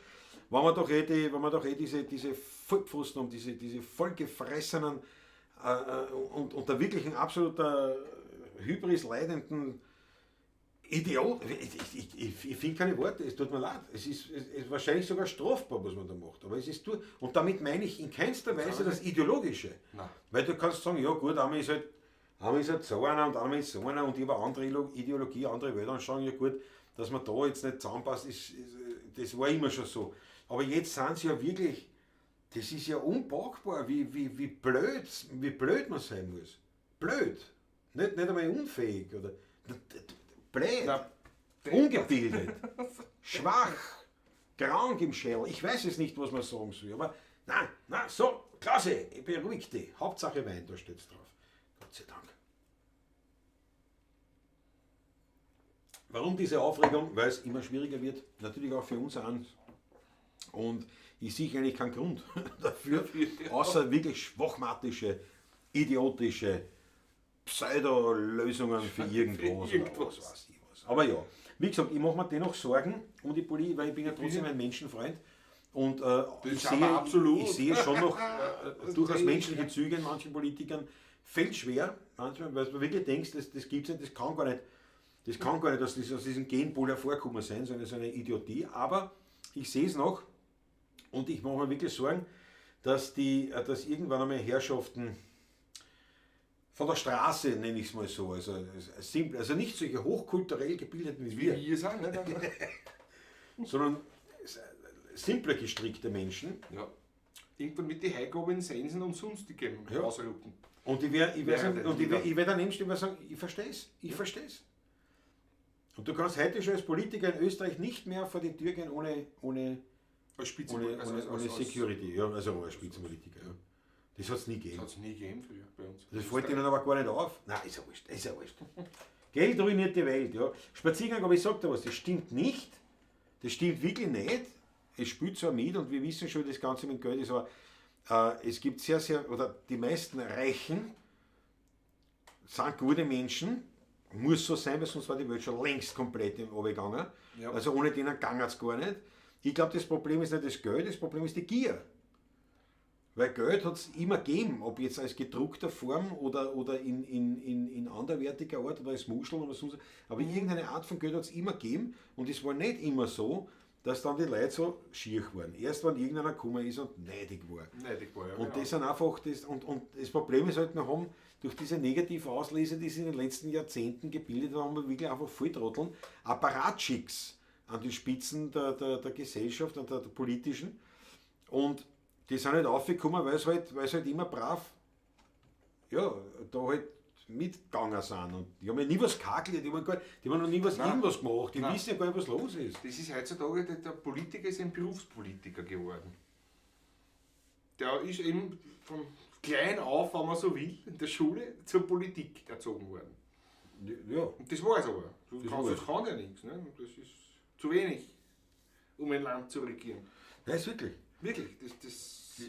Da muss ja ein bisschen Wissen haben. Nicht viel. Du musst ein bisschen Wissen haben. Und jetzt sind halt mittlerweile die ganzen Haberer, sind alle die Berater geworden. Weil früher waren wenigstens die Spitzenbeamten, die haben sich wenigstens auskennt. Ja. Aber mittlerweile sitzen ja sogar dort auch schon die von den Politikern aufgeschossenen. Die aus den Akademien, den Parteiakademien und wie das alles und das kann man schon sagen, das ist schon ein Grund, warum die 16er Buben schon relativ isoliert sind in Wien, das muss man echt sagen. Nicht, weil wir politisch positioniert sind, weil wir gar nicht politisch positioniert sind. Das ist das Problem. Deswegen sind wir, was uns nie gestört hat. Wir sind ja nie wirklich behindert worden in dem Sinn. Aber wir gehören halt nicht so ganz dazu, ganz konkret, weil wir halt da nicht uns deklarieren und nicht mitmachen bei diversen irgendwelchen Sachen. So genau, politisch halte ich mich aus.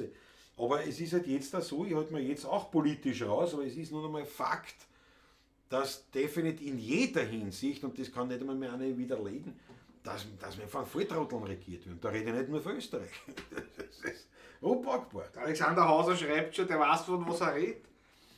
Ja. Der hat ja den richtigen Beruf. Ja, aber man muss sich aufhören, manchmal muss man sich aufhören. Aber schau, aber ich bekomme auch recht. Wildcat bringt das schön auf den Punkt, Politiker sind wie Scheiße, stinkt gewaltig. Ja, kann ich nichts dagegen sagen. Klausi war Präsident, Spaziergang gesagt, was mit, früher hätte ich gesagt, nein, kann schon.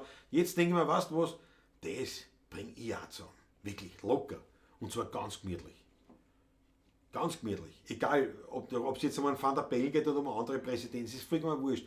Den Job, was die alle machen, den bringen die mittlerweile auch zusammen. Zumal wir ja sogar das bessere Englisch wahrscheinlich sprechen würden. Wie wir unter Beweis gestellt haben. Möglicherweise, ja. Also international waren wir voll dabei. Ludwig, ja. Machen das Volk kaputt, genau. Geld drin. Wie in Amerika, ja, die ganze Westen. So, hätten wir das auch umgebracht?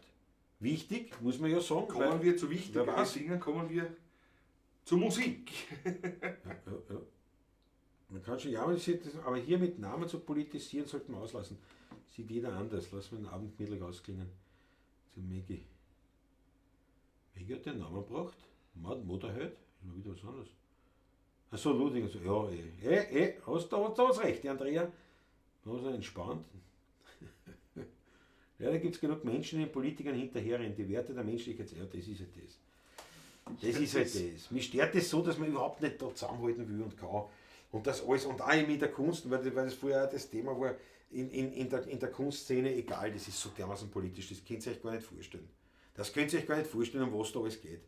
Bevor es einmal um Kunst geht. Um Kunst geht. Das ist wirklich, und eben so wie ORF, das Radiosymphonieorchester, auflesen will, jetzt auf einmal wegen Geld. Schon wieder jetzt einmal. haben sie das Geld nicht. Für jeden Scheißdreck, für jeden wirklichen Blödsinn haben die Schweine viel Geld. Aber ein Orchester, was brauchen wir das schon?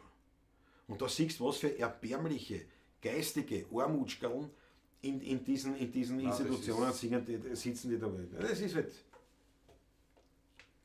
Was? Die Wildcat, wenn die deutsche Außenministerin sagt, mein Afrika, was sollst du noch sagen? Naja, ja gut, aber das ist halt schon ein besonderes Exemplar, muss man sagen. Nicht? Aber nichtsdestotrotz. Das ist wirklich ein spezieller Fall, ja. Aber so wie die Andrea Walter vollkommen richtig gesagt, dass man die Namen außen vor, die einzelnen Personen, es ist allgemein ein wirklicher Untergang und ich sehe nur aus dem Grund kein Licht am Ende des Tunnels. Also ich sehe schon eins, aber nicht jetzt da so in dem direkten Ding. Weil es einfach, das nutzt nichts. Es sind dann vielleicht manche bemüht, aber Flaschen bleibt Flaschen, das nutzt nichts. Das ist ja so. So sind wir. Jesus, nein. Agilgastik. 5 Euro vom Agilgastik. Eben. Agilgastik. Weltklasse, da danke dafür mal. Zum Wohle. Achso, da hast du nichts mehr. Ja, Aber fürs Glasl Schäberer. Das geht schon noch. Jawohl. Instrumente auffassen. Mit dieser wunderbaren Endrede, wie hätte man die auf Englisch gehalten zum Beispiel? Das weiß ich nicht. Well, Was zum Beispiel heißt konkret lauter Volltrotteln auf Englisch? das ist eine gute und berechtigte Frage. Many, weil also die Engländer, was haben sie, der Motherfucker und Son of a Bitch und sowas, das ist ja nicht vergleichbar. Nein, das Und von Trottel gibt es keinen, ich weiß ja nicht mal, was es auf Deutsch eigentlich heißen sollte.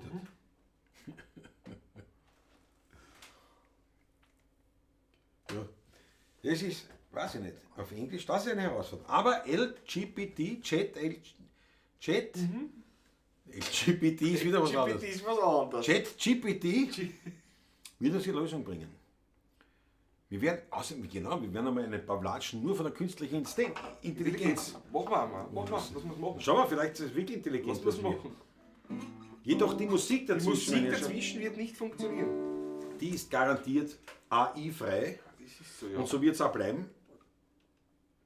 Wir danken euch für einen herrlichen Pavlatschen-Tag. Pavlatschen-Abend mit euch gemeinsam und ich hoffe, es hat euch taugt. Und ich hoffe, ihr nehmt meine Auszuckerer nicht zu krumm. Manche kennen es dazu. Ich bin eher ein lieber Kerl. Ich habe eher alle lieb. Ich schaue zumindest, dass ich alle lieb habe. Und dann funktioniert das auch gut. Und wir sehen uns nächste Woche wieder. Montag, 20.15 Uhr. Sagt es bitte weiter. Sag's das weiter, ganz wichtig. Ja. Nächste Woche wieder, ja. Macht's Werbung für die Sendung. Das war leibend. Danke euch vielmals. Und jetzt natürlich verabschieden wir uns mittlerweile schon mit einem Pawlatschen-Klassiker und sagen dezent zum imaginierenden. Imaginär, Herr Ober. Sagen wir, Herr Ober. Herr Wirt. Herr Wirt. Ein Vorschlag. Ein letztes Viertel. Der Abend mit euch war wunderschön. Es hat uns gefreut. Aber für heute singen wir das allerletzte Liedl. Weil jetzt wird's fürs Heim langsam Zeit. Wir haben heute gesungen und viel gelacht den Abend miteinander verbracht. Es ist auch gewarnt worden bei manchen Lied. Wir haben was getrunken und haben was gegessen, den Alltag miteinander vergessen. Doch sind wir ehrlich, wir werden schon langsam mit.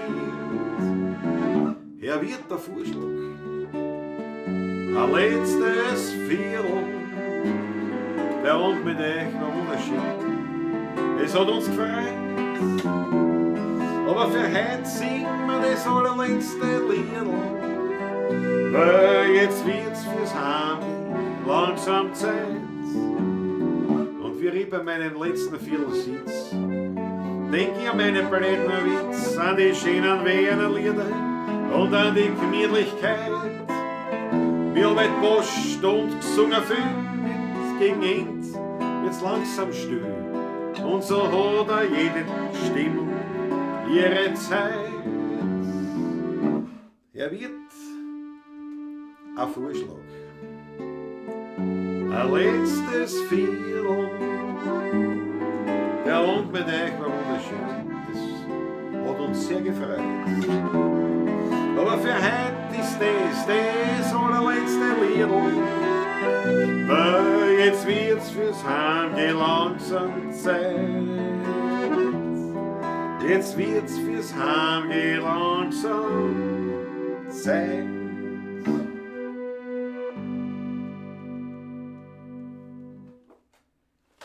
Macht's es gut. Fühlt euch gut, bis zum nächsten Mal. Baba.